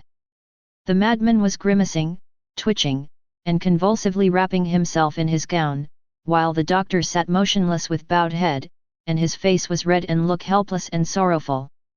Hobatov shrugged his shoulders, grinned, and glanced at Nikita. Nikita shrugged his shoulders too. Next day Hobatov went to the lodge, accompanied by the assistant. Both stood in the entry and listened. I fancy our old man has gone clean off his chump, said Hobatov as he came out of the lodge. Lord have mercy upon us sinners, sighed the decorous Sergei Sergeevich, scrupulously avoiding the puddles that he might not muddy his polished boots. I must own, honored Yevgeny Fyodorovich, I have been expecting it for a long time. Chapter 12. After this Andrey Yefimych began to notice a mysterious air in all around him. The attendants, the nurses, and the patients looked at him inquisitively when they met him, and then whispered together. The superintendent's little daughter Masha, whom he liked to meet in the hospital garden, for some reason ran away from him now when he went up with a smile to stroke her on the head. The postmaster no longer said, "Perfectly true," as he listened to him, but in unaccountable confusion muttered, "Yes, yes, yes," and looked at him with a grieved and thoughtful expression. For some reason he took to advising his friend to give up vodka and beer, but as a man of delicate feeling he did not say this directly, but hinted it, telling him first about the commanding officer of his battalion, an excellent man, and then about the priest of the regiment, a capital fellow, both of whom drank and fell ill, but on giving up drinking completely regained their health. On 2 or 3 occasions Andrey Yefimych was visited by his colleague Hobatov, who also advised him to give up spirituous liquors, and for no apparent reason recommended him to take bromide. In August Andrey Yefimych got a letter from the mayor of the town asking him to come on very important business. On arriving at the town hall at the time fixed, Andrey Yefimych found there the military commander, the superintendent of the district school, a member of the town council, Hobatov, and a plump, fair gentleman who was introduced to him as a doctor. This doctor, with a Polish surname difficult to pronounce, lived at a pedigree stud farm 20 miles away, and was now on a visit to the town. "There's something that concerns you," said the member of the town council, addressing Andrey Yefimych after they had all greeted one another and sat down to the table. "Here Yevgeny Fyodorovich says that there is not room for the dispensary in the main building, and that it ought to be transferred to one of the lodges." "That's of no consequence, of course it can be transferred, but the point is that the lodge wants doing up." "Yes, it would have to be done up," said Andrey Yefimych after a moment's thought.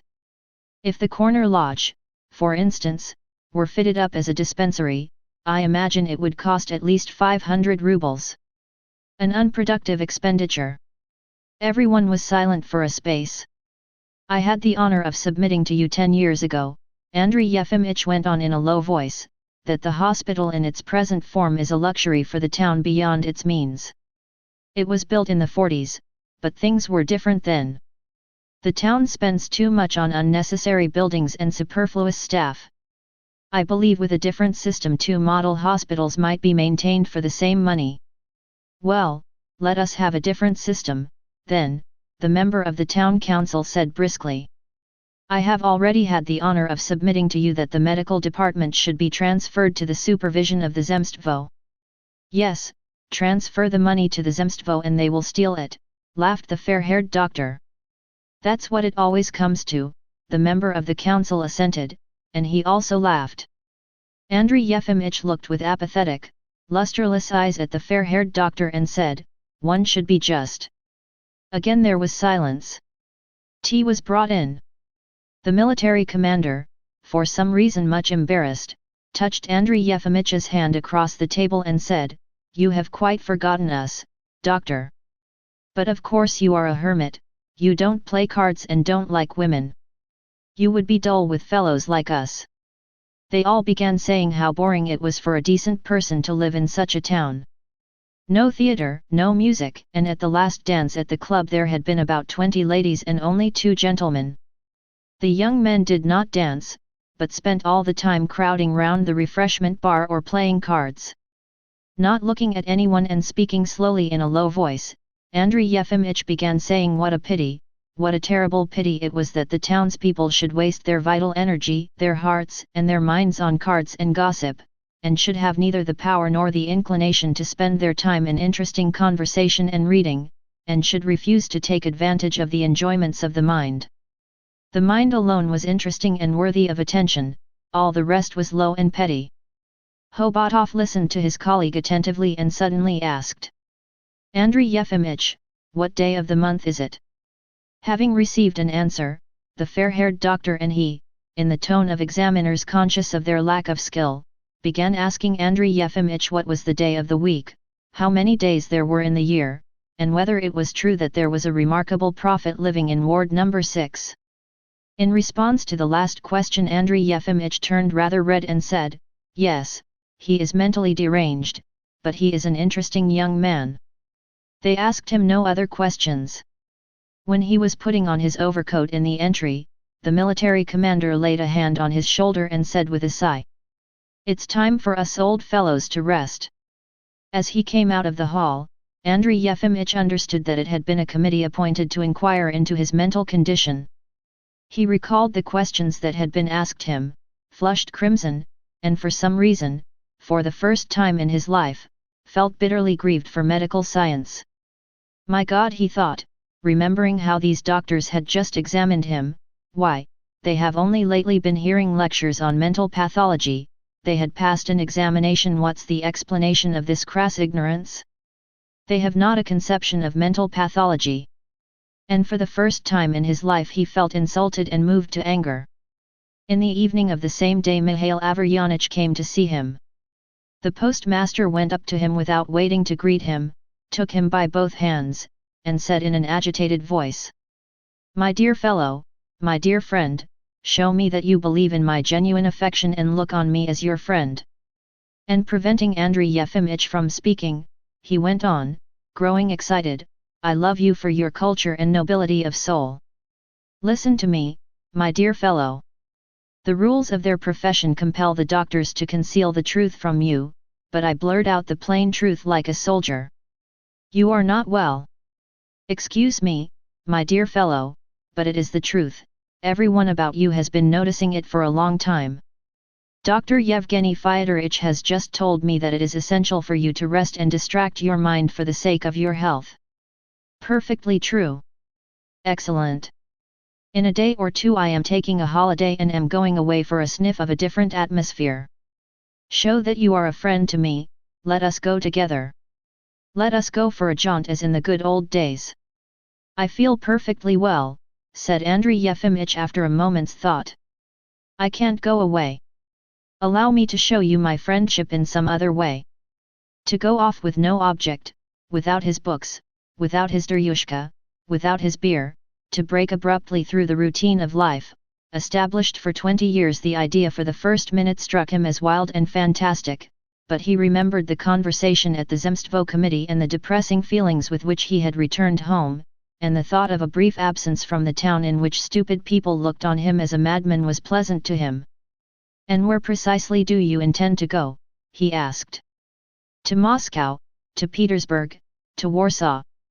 I spent the 5 happiest years of my life in Warsaw. What a marvelous town!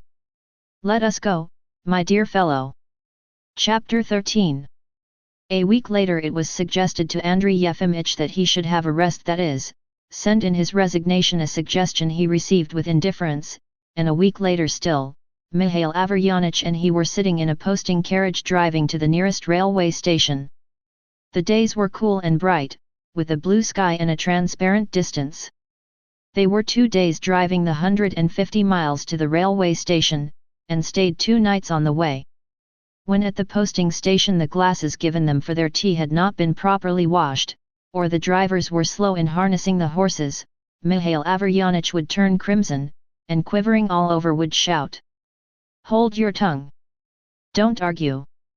And in the carriage he talked without ceasing for a moment, describing his campaigns in the Caucasus and in Poland. What adventures he had had, what meetings!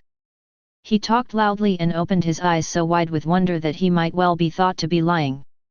Moreover, as he talked he breathed in Andrey Yefimich's face and laughed into his ear. This bothered the doctor and prevented him from thinking or concentrating his mind. In the train they travelled, from motives of economy, 3rd class in a non-smoking compartment. Half the passengers were decent people. Mikhail Averyanich soon made friends with everyone, and moving from one seat to another, kept saying loudly that they ought not to travel by these appalling lines. It was a regular swindle. A very different thing riding on a good horse, one could do over 70 miles a day and feel fresh and well after it. And our bad harvests were due to the draining of the Pinsk marshes. Altogether, the way things were done was dreadful. He got excited, talked loudly, and would not let others speak. This endless chatter to the accompaniment of loud laughter and expressive gestures wearied Andrey Yefimich. Which of us is the madman, he thought with vexation. I, who try not to disturb my fellow passengers in any way, or this egoist who thinks that he is cleverer and more interesting than anyone here, and so will leave no one in peace. In Moscow Mikhail Averyanich put on a military coat without epaulets and trousers with red braid on them. He wore a military cap and overcoat in the street, and soldiers saluted him. It seemed to Andrey Yefimich, now, that his companion was a man who had flung away all that was good and kept only what was bad of all the characteristics of a country gentleman that he had once possessed. He liked to be waited on even when it was quite unnecessary. The matches would be lying before him on the table, and he would see them and shout to the waiter to give him the matches. He did not hesitate to appear before a maidservant in nothing but his underclothes. He used the familiar mode of address to all footmen indiscriminately, even old men, and when he was angry called them fools and blockheads. This, Andrey Yefimich thought, was like a gentleman, but disgusting. First of all Mikhail Averyanich led his friend to the Iversky Madonna. He prayed fervently, shedding tears and bowing down to the earth, and when he had finished, heaved a deep sigh and said, "Even though one does not believe, it makes one somehow easier when one prays a little. Kiss the icon, my dear fellow." Andrey Yefimich was embarrassed and he kissed the image, while Mikhail Averyanich pursed up his lips and prayed in a whisper, and again tears came into his eyes. Then they went to the Kremlin and looked there at the Tsar cannon and the Tsar bell, and even touched them with their fingers, admired the view over the river, visited St. Saviour's and the Rumyantsev Museum. They dined at Tistov's. Mikhail Averyanich looked a long time at the menu, stroking his whiskers, and said in the tone of a gourmand accustomed to dine in restaurants, "We shall see what you give us to eat today, angel." Chapter 14. The doctor walked about, looked at things, ate and drank, but he had all the while one feeling, annoyance with Mikhail Averyanich. He longed to have a rest from his friend, to get away from him, to hide himself, while the friend thought it was his duty not to let the doctor move a step away from him, and to provide him with as many distractions as possible. When there was nothing to look at he entertained him with conversation. For 2 days Andrey Yefimich endured it, but on the 3rd he announced to his friend that he was ill and wanted to stay at home for the whole day. His friend replied that in that case he would stay too, that really he needed rest, for he was run off his legs already. Andrey Yefimich lay on the sofa, with his face to the back, and clenching his teeth, listened to his friend, who assured him with heat that sooner or later France would certainly thrash Germany, that there were a great many scoundrels in Moscow, and that it was impossible to judge of a horse's quality by its outward appearance. The doctor began to have a buzzing in his ears and palpitations of the heart, but out of delicacy could not bring himself to beg his friend to go away or hold his tongue. Fortunately, Mikhail Averyanich grew weary of sitting in the hotel room, and after dinner he went out for a walk. As soon as he was alone, Andrey Yefimych abandoned himself to a feeling of relief. How pleasant to lie motionless on the sofa and to know that one is alone in the room. Real happiness is impossible without solitude.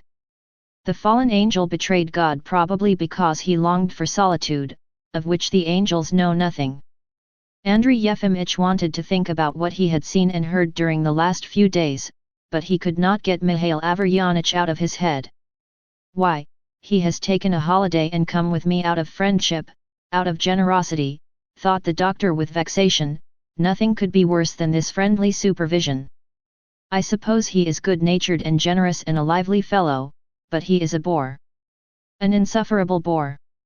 In the same way there are people who never say anything but what is clever and good, yet one feels that they are dull-witted people. For the following days Andrey Yefimych declared himself ill and would not leave the hotel room. He lay with his face to the back of the sofa, and suffered agonies of weariness when his friend entertained him with conversation, or rested when his friend was absent. He was vexed with himself for having come, and with his friend, who grew every day more talkative and more free and easy. He could not succeed in attuning his thoughts to a serious and lofty level.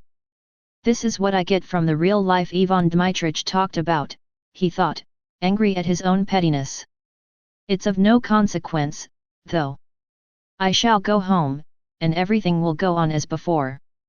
It was the same thing in Petersburg too. For whole days together he did not leave the hotel room, but lay on the sofa and only got up to drink beer. Mikhail Averyanich was all haste to get to Warsaw. "My dear man, what should I go there for?" said Andrey Yefimych in an imploring voice. "You go alone and let me get home.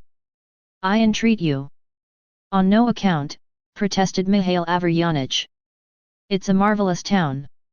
Andrey Yefimych had not the strength of will to insist on his own way, and much against his inclination went to Warsaw. There he did not leave the hotel room, but lay on the sofa, furious with himself, with his friend, and with the waiters, who obstinately refused to understand Russian, while Mikhail Averyanich, healthy, hearty, and full of spirits as usual, went about the town from morning to night, looking for his old acquaintances. Several times he did not return home at night. After one night spent in some unknown haunt he returned home early in the morning, in a violently excited condition, with a red face and tousled hair. For a long time, he walked up and down the rooms muttering something to himself, then stopped and said, "Honor before everything." After walking up and down a little longer he clutched his head in both hands and pronounced in a tragic voice, "Yes, honor before everything. Accursed be the moment when the idea first entered my head to visit this Babylon. My dear friend," he added, addressing the doctor, "you may despise me, I have played and lost, lend me 500 rubles." Andrey Yefimych counted out 500 rubles and gave them to his friend without a word. The latter, still crimson with shame and anger, incoherently articulated some useless vow, put on his cap, and went out. Returning 2 hours later he flopped into an easy chair, heaved a loud sigh, and said, "My honor is saved. Let us go, my friend, I do not care to remain another hour in this accursed town. Scoundrels! Austrian spies!" By the time the friends were back in their own town it was November, and deep snow was lying in the streets. Dr. Hobatov had Andrey Yefimich's post. He was still living in his old lodgings, waiting for Andrey Yefimych to arrive and clear out of the hospital apartments. The plain woman whom he called his cook was already established in one of the lodges. Fresh scandals about the hospital were going the round of the town. It was said that the plain woman had quarrelled with the superintendent, and that the latter had crawled on his knees before her begging forgiveness. On the very first day he arrived Andrey Yefimych had to look out for lodgings. "My friend," the postmaster said to him timidly, "excuse an indiscreet question, what means have you at your disposal?" Andrey Yefimych, without a word, counted out his money and said, 86 rubles. "I don't mean that," Mikhail Averyanich brought out in confusion, misunderstanding him, "I mean, what have you to live on?" "I tell you, 86 rubles. I have nothing else. Mikhail Averyanich looked upon the doctor as an honorable man, yet he suspected that he had accumulated a fortune of at least 20,000. Now learning that Andrey Yefimych was a beggar, that he had nothing to live on, he was for some reason suddenly moved to tears and embraced his friend. Chapter 15. Andrey Yefimych now lodged in a little house with 3 windows. There were only 3 rooms besides the kitchen in the little house. The doctor lived in 2 of them, which looked into the street, while Duryushka and the landlady with her 3 children lived in the 3rd room and the kitchen. Sometimes the landlady's lover, a drunken peasant who was rowdy and reduced the children and Duryushka to terror, would come for the night. When he arrived and established himself in the kitchen and demanded vodka, they all felt very uncomfortable, and the doctor would be moved by pity to take the crying children into his room and let them lie on his floor, and this gave him great satisfaction. He got up as before at 8 o'clock, and after his morning tea sat down to read his old books and magazines. He had no money for new ones. Either because the books were old, or perhaps because of the change in his surroundings, reading exhausted him, and did not grip his attention as before. That he might not spend his time in idleness, he made a detailed catalogue of his books and gummed little labels on their backs, and this mechanical, tedious work seemed to him more interesting than reading. The monotonous, tedious work lulled his thoughts to sleep in some unaccountable way, and the time passed quickly while he thought of nothing. Even sitting in the kitchen, peeling potatoes with Duryushka or picking over the buckwheat grain, seemed to him interesting. On Saturdays and Sundays, he went to church. Standing near the wall and half closing his eyes, he listened to the singing and thought of his father, of his mother, of the university, of the religions of the world. He felt calm and melancholy, and as he went out of the church afterwards he regretted that the service was so soon over. He went twice to the hospital to talk to Ivan Dmitrievich. But on both occasions Ivan Dmitrievich was unusually excited and ill-humored. He bade the doctor leave him in peace, as he had long been sick of empty chatter, and declared, to make up for all his sufferings, he asked from the damned scoundrels only one favor: solitary confinement. Surely they would not refuse him even that? On both occasions when Andrey Yefimych was taking leave of him and wishing him good night, he answered rudely and said, "Go to hell."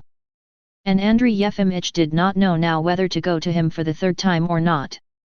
He longed to go. In old days Andrey Yefimych used to walk about his rooms and think in the interval after dinner, but now from dinner time till evening tea he lay on the sofa with his face to the back and gave himself up to trivial thoughts which he could not struggle against. He was mortified that after more than 20 years of service he had been given neither a pension nor any assistance. It is true that he had not done his work honestly, but, then, all who are in the service get a pension without distinction whether they are honest or not. Contemporary justice lies precisely in the bestowal of grades, orders, and pensions, not for moral qualities or capacities, but for service whatever it may have been like. Why was he alone to be an exception? He had no money at all. He was ashamed to pass by the shop and look at the woman who owned it. He owed 32 rubles for beer already. There was money owing to the landlady also. Duryushka sold old clothes and books on the sly, and told lies to the landlady, saying that the doctor was just going to receive a large sum of money. He was angry with himself for having wasted on travelling the 1,000 rubles he had saved up. How useful that 1,000 rubles would have been now! He was vexed that people would not leave him in peace. Hobotov thought it his duty to look in on his sick colleague from time to time. Everything about him was revolting to Andrey Yefimych: his well-fed face and vulgar, condescending tone, and his use of the word colleague, and his high-top boots. The most revolting thing was that he thought it was his duty to treat Andrey Yefimych, and thought that he really was treating him. On every visit he brought a bottle of bromide and rhubarb pills. Mikhail Averyanich, too, thought it his duty to visit his friend and entertain him. Every time he went into Andrey Yefimych with an affectation of ease, laughed constrainedly, and began assuring him that he was looking very well today, and that, thank God, he was on the highroad to recovery, and from this it might be concluded that he looked on his friend's condition as hopeless. He had not yet repaid his Warsaw debt, and was overwhelmed by shame. He was constrained, and so tried to laugh louder and talk more amusingly. His anecdotes and descriptions seemed endless now, and were an agony both to Andrey Yefimych and himself. In his presence Andrey Yefimych usually lay on the sofa with his face to the wall, and listened with his teeth clenched. His soul was oppressed with rankling disgust, and after every visit from his friend he felt as though this disgust had risen higher, and was mounting into his throat. To stifle petty thoughts, he made haste to reflect that he himself, and Hobatov, and Mikhail Averyanich, would all sooner or later perish without leaving any trace on the world. If one imagined some spirit flying by the earthly globe in space in a million years, he would see nothing but clay and bare rocks.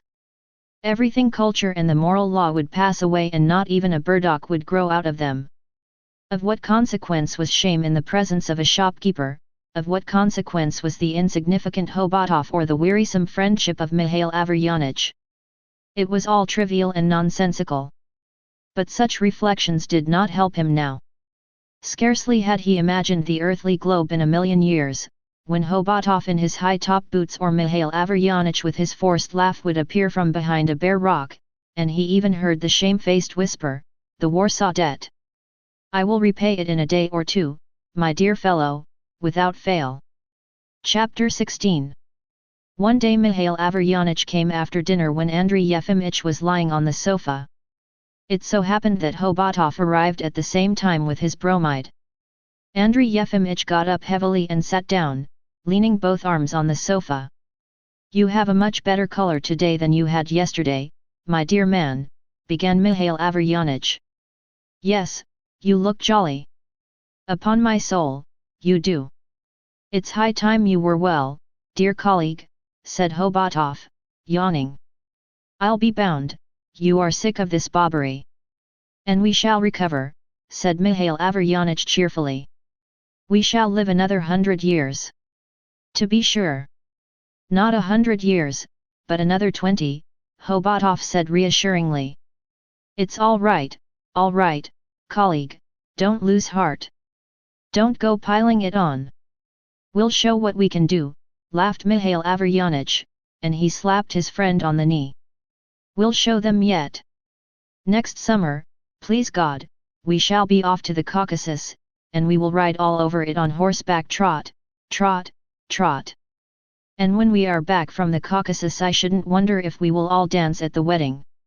Mikhail Averyanich gave a sly wink. "We'll marry you, my dear boy, we'll marry you." Andrey Yefimych felt suddenly that the rising disgust had mounted to his throat, his heart began beating violently. "That's vulgar," he said, getting up quickly and walking away to the window. "Don't you understand that you are talking vulgar nonsense?" He meant to go on softly and politely, but against his will he suddenly clenched his fists and raised them above his head. "Leave me alone," he shouted in a voice unlike his own, blushing crimson and shaking all over. "Go away, both of you." Mikhail Averyanich and Hobatov got up and stared at him first with amazement and then with alarm. "Go away, both!" Andrey Yefimych went on shouting. "Stupid people! Foolish people! I don't want either your friendship or your medicines, stupid man! Vulgar! Nasty!" Hobatov and Mikhail Averyanich, looking at each other in bewilderment, staggered to the door and went out. Andrey Yefimych snatched up the bottle of bromide and flung it after them. The bottle broke with a crash on the door frame. "Go to the devil," he shouted in a tearful voice, running out into the passage. "To the devil!" When his guests were gone Andrey Yefimych lay down on the sofa, trembling as though in a fever, and went on for a long while repeating, "Stupid people! Foolish people!" When he was calmer, what occurred to him first of all was the thought that poor Mikhail Averyanich must be feeling fearfully ashamed and depressed now, and that it was all dreadful. Nothing like this had ever happened to him before. Where was his intelligence and his tact? Where was his comprehension of things and his philosophical indifference? The doctor could not sleep all night for shame and vexation with himself, and at 10 o'clock next mornings he went to the post office and apologized to the postmaster. "We won't think again of what has happened," Mikhail Averyanich, greatly touched, said with a sigh, warmly pressing his hand. Let bygones be bygones. Lyubavkin, he suddenly shouted so loud that all the postmen and other persons present started. Hand a chair, and you wait, he shouted to a peasant woman who was stretching out a registered letter to him through the grating. Don't you see that I am busy? We will not remember the past, he went on, affectionately addressing Andrey Yefimych. Sit down, I beg you, my dear fellow. For a minute he stroked his knees in silence, and then said, I have never had a thought of taking offense. Illness is no joke, I understand. Your attack frightened the doctor and me yesterday, and we had a long talk about you afterwards. My dear friend, why won't you treat your illness seriously? You can't go on like this. Excuse me speaking openly as a friend, whispered Mikhail Averyanich. You live in the most unfavorable surroundings, in a crowd, in uncleanliness, no one to look after you, no money for proper treatment. My dear friend, the doctor and I implore you with all our hearts, listen to our advice, go into the hospital. There you will have wholesome food and attendance and treatment. Though, between ourselves, Yevgeny Fyodorich is mauvais ton. Mauvais is a French word that translates to bad or ill-mannered in English, yet he does understand his work, you can fully rely upon him. He has promised me he will look after you. Andrey Yefimych was touched by the postmaster's genuine sympathy and the tears which suddenly glittered on his cheeks. My honored friend, don't believe it, he whispered, laying his hand on his heart, don't believe them. It's all a sham. My illness is only that in 20 years I have only found one intelligent man in the whole town, and he is mad. I am not ill at all, it's simply that I have got into an enchanted circle which there is no getting out of. I don't care, I am ready for anything. Go into the hospital, my dear fellow. I don't care if it were into the pit. Give me your word, my dear man, that you will obey Yevgeny Fyodorich in everything. Certainly I will give you my word. But I repeat, my honored friend, I have got into an enchanted circle. Now everything, even the genuine sympathy of my friends, leads to the same thing, to my ruin. I am going to my ruin, and I have the manliness to recognize it. My dear fellow, you will recover. What's the use of saying that, said Andrey Yefimych, with irritation. There are few men who at the end of their lives do not experience what I am experiencing now. When you are told that you have something such as diseased kidneys or enlarged heart, and you begin being treated for it, or are told you are mad or a criminal, that is, in fact, when people suddenly turn their attention to you, you may be sure you have got into an enchanted circle from which you will not escape. You will try to escape and make things worse. You had better give in, for no human efforts can save you. So it seems to me. Meanwhile the public was crowding at the grating. That he might not be in their way, Andrey Yefimych got up and began to take leave. Mikhail Averyanich made him promise on his honor once more, and escorted him to the outer door. Towards evening on the same day Hobatov, in his sheepskin and his high-top boots, suddenly made his appearance, and said to Andrey Yefimych in a tone as though nothing had happened the day before. I have come on business, colleague. I have come to ask you whether you would not join me in a consultation. Thinking that Hobatov wanted to distract his mind with an outing, or perhaps really to enable him to earn something, Andrey Yefimych put on his coat and hat, and went out with him into the street. He was glad of the opportunity to smooth over his fault of the previous day and to be reconciled, and in his heart thanked Hobatov, who did not even allude to yesterday's scene and was evidently sparing him. One would never have expected such delicacy from this uncultured man. Where is your invalid? Asked Andrey Yefimych. In the hospital. I have long wanted to show him to you. A very interesting case. They went into the hospital yard, and going round the main building, turned towards the lodge where the mental cases were kept, and all this, for some reason, in silence. When they went into the lodge, Nikita as usual jumped up and stood at attention. One of the patients here has a lung complication. Hobatov said in an undertone, going into the yard with Andrey Yefimych. You wait here, I'll be back directly. I am going for a stethoscope. And he went away. Chapter 17. It was getting dusk. Ivan Dmitrievich was lying on his bed with his face thrust onto his pillow. The paralytic was sitting motionless, crying quietly and moving his lips. The fat peasant and the former sorter were asleep. It was quiet. Andrey Yefimych sat down on Ivan Dmitrich's bed and waited. But half an hour passed, and instead of Hobatov, Nikita came into the ward with a dressing gown, some underlinen, and a pair of slippers in a heap on his arm. "Please change your things, Your Honor," he said softly. "Here is your bed, come this way," he added, pointing to an empty bedstead which had obviously recently been brought into the ward. "It's all right, please God, you will recover." Andrey Yefimych understood it all. Without saying a word, he crossed to the bed to which Nikita pointed and sat down. Seeing that Nikita was standing waiting, he undressed entirely and he felt ashamed. Then he put on the hospital clothes. The drawers were very short, the shirt was long, and the dressing gown smelled of smoked fish. "Please God, you will recover," repeated Nikita, and he gathered up Andrey Yefimich's clothes into his arms, went out, and shut the door after him. No matter, thought Andrey Yefimych, wrapping himself in his dressing gown in a shamefaced way and feeling that he looked like a convict in his new costume. "It's no matter. It does not matter whether it's a dress coat or a uniform or this dressing gown. But how about his watch? And the notebook that was in the side pocket? And his cigarettes? Where had Nikita taken his clothes? Now perhaps to the day of his death he would not put on trousers, a waistcoat and high boots. It was all somehow strange and even incomprehensible at first. Andrey Yefimych was even now convinced that there was no difference between his landlady's house and ward number 6, that everything in this world was nonsense and vanity of vanities.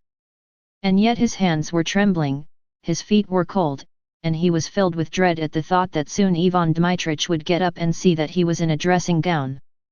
He got up and walked across the room and sat down again. Here he had been sitting already half an hour, and he was miserably sick of it. Was it really possible to live here a day, a week, and even years like these people? Why, he had been sitting here, had walked about and sat down again. He could get up and look out of window and walk from corner to corner again, and then what? Sit so all the time, like a post, and think? No, that was scarcely possible. Andrey Yefimych lay down, but at once got up, wiped the cold sweat from his brow with his sleeve and felt that his whole face smelled of smoked fish. He walked about again. "It's some misunderstanding," he said, turning out the palms of his hands in perplexity. "It must be cleared up. There is a misunderstanding." Meanwhile Ivan Dmitrievich woke up. He sat up and propped his cheeks on his fists. He spat. Then he glanced lazily at the doctor, and apparently for the first minute did not understand, but soon his sleepy face grew malicious and mocking. "Aha! So they have put you in here, too, old fellow," he said in a voice husky from sleepiness, screwing up one eye. "Very glad to see you. You sucked the blood of others, and now they will suck yours. Excellent. It's a misunderstanding." Andrey Yefimych brought out, frightened by Ivan Dmitrich's words. He shrugged his shoulders and repeated, "It's some misunderstanding." Ivan Dmitrich spat again and lay down. "Cursed life," he grumbled, "and what's bitter and insulting, this life will not end in compensation for our sufferings, it will not end with apotheosis as it would in an opera, but with death. Peasants will come and drag one's dead body by the arms and the legs to the cellar. Ugh! Well, it does not matter. We shall have our good time in the other world. I shall come here as a ghost from the other world and frighten these reptiles. I'll turn their hair grey." Moisika returned, and, seeing the doctor, held out his hand. "Give me 1 little kopeck," he said. Chapter 18. Andrey Yefimych walked away to the window and looked out into the open country. It was getting dark, and on the horizon to the right a cold crimson moon was mounting upwards. Not far from the hospital fence, not much more than 200 yards away, stood a tall white house shut in by a stone wall. This was the prison. So this is real life, thought Andrey Yefimych, and he felt frightened. The moon and the prison, and the nails on the fence, and the faraway flames at the bone-charring factory were all terrible. Behind him there was the sound of a sigh. Andrey Yefimych looked round and saw a man with glittering stars and orders on his breast, who was smiling and slyly winking. And this, too, seemed terrible. Andrey Yefimych assured himself that there was nothing special about the moon or the prison, that even sane persons wear orders, and that everything in time will decay and turn to earth, but he was suddenly overcome with desire. He clutched at the grating with both hands and shook it with all his might. The strong grating did not yield. Then, that it might not be so dreadful, he went to Ivan Dmitrievич's bed and sat down. "I have lost heart, my dear fellow," he muttered, trembling and wiping away the cold sweat. "I have lost heart." "You should be philosophical," said Ivan Dmitrievich ironically. My God, my God! Yes, yes. You were pleased to say once that there was no philosophy in Russia, but that all people, even the paltriest, talk philosophy. But you know the philosophizing of the paltriest does not harm anyone, said Andrey Yefimych in a tone as if he wanted to cry and complain. Why, then, that malignant laugh, my friend, and how can these paltry creatures help philosophizing if they are not satisfied? For an intelligent, educated man, made in God's image, proud and loving freedom, to have no alternative but to be a doctor in a filthy, stupid, wretched little town, and to spend his whole life among bottles, leeches, mustard plasters. Quackery, narrowness, vulgarity. Oh, my God! You are talking nonsense. If you don't like being a doctor, you should have gone in for being a statesman. I could not do anything. We are weak, my dear friend. I used to be indifferent. I reasoned boldly and soundly, but at the first coarse touch of life upon me I have lost heart. Prostration. We are weak, we are poor creatures, and you, too, my dear friend, you are intelligent, generous, you drew in good impulses with your mother's milk, but you had hardly entered upon life when you were exhausted and fell ill. Weak, weak. Andrey Yefimych was all the while at the approach of evening tormented by another persistent sensation besides terror and the feeling of resentment. At last he realized that he was longing for a smoke and for beer. I am going out, my friend, he said. I will tell them to bring a light. I can't put up with this. I am not equal to it. Andrey Yefimych went to the door and opened it, but at once Nikita jumped up and barred his way. Where are you going?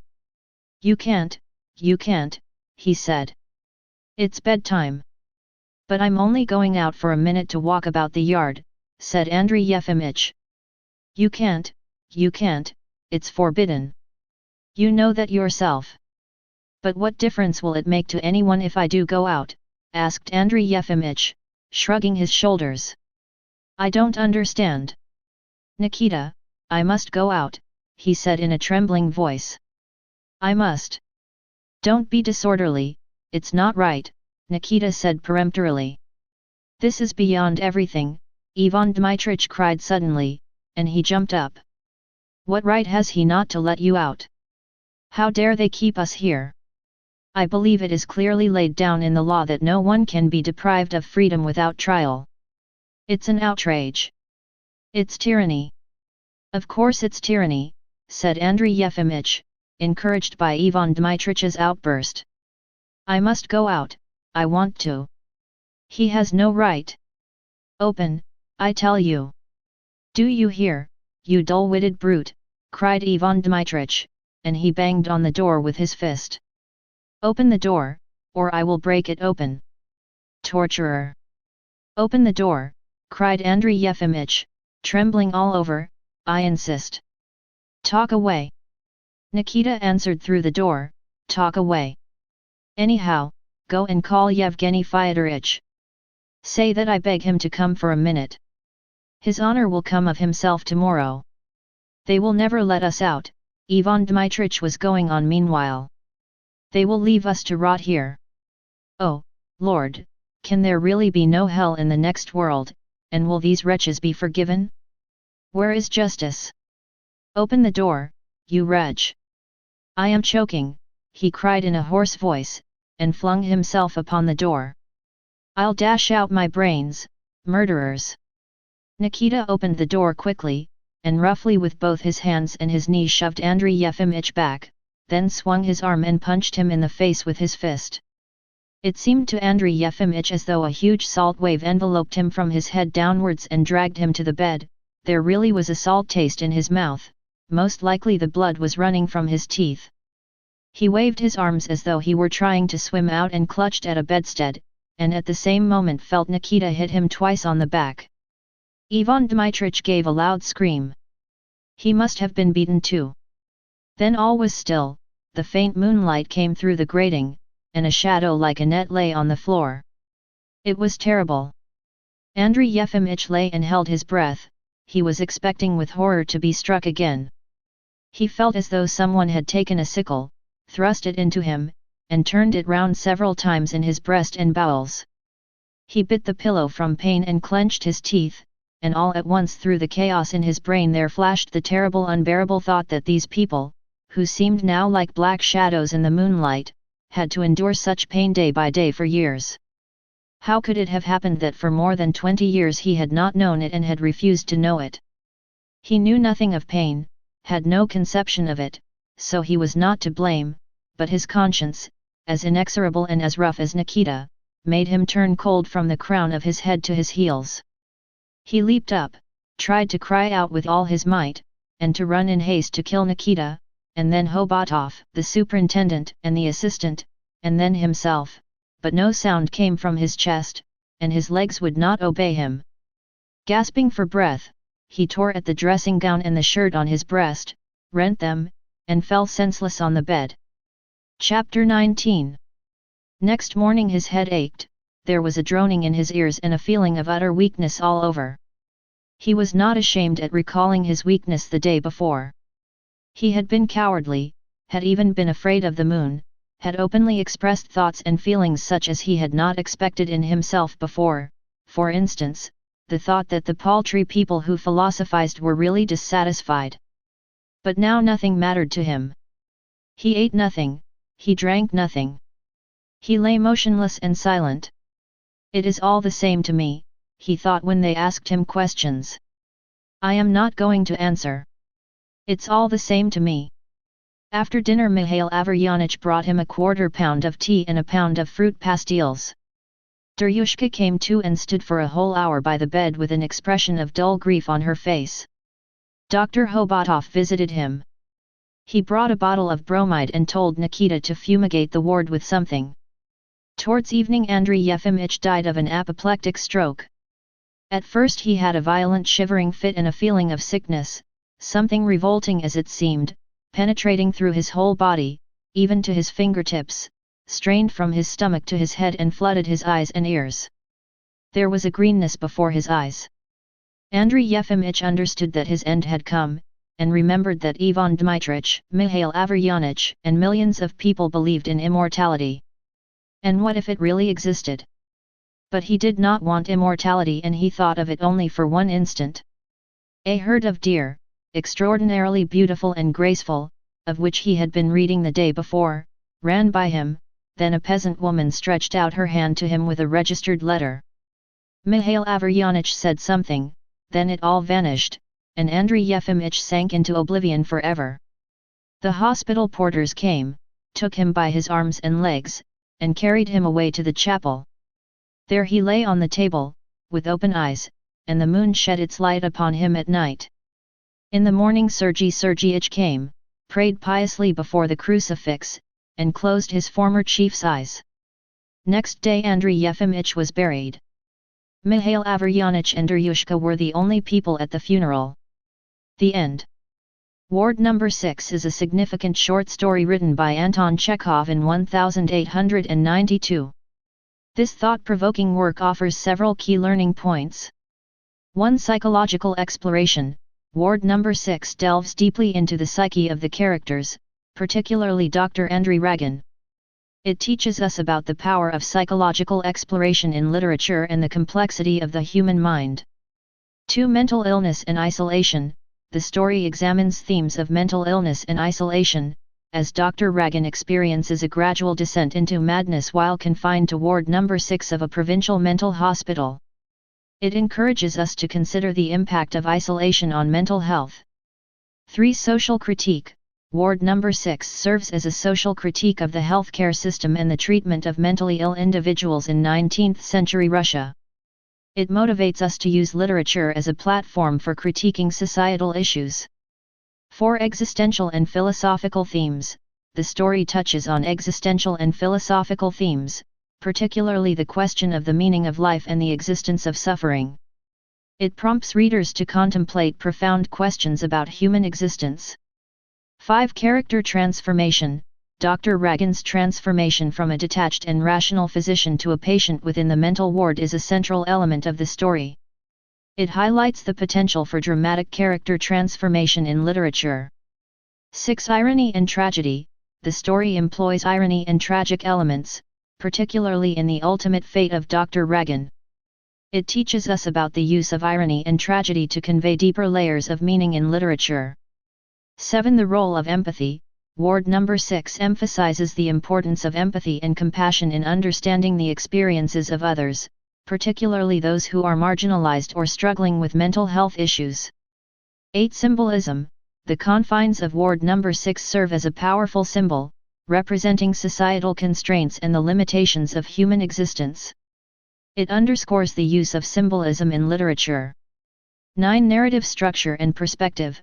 Chekhov's narrative structure, which alternates between first-person and third-person perspectives, adds depth to the story. It teaches us about the impact of narrative perspective on storytelling. 10. Legacy of Russian literature. Ward No. 6 is a testament to the enduring legacy of Russian literature and its ability to address profound and philosophical themes. It encourages us to explore the works of Russian authors to gain insights into the human condition and the art of storytelling. In summary, Ward No. 6 by Anton Chekhov is a masterful exploration of psychological depth, themes of mental illness and isolation, social critique, existential and philosophical themes, character transformation, irony and tragedy, the role of empathy, symbolism, narrative structure, and the legacy of Russian literature.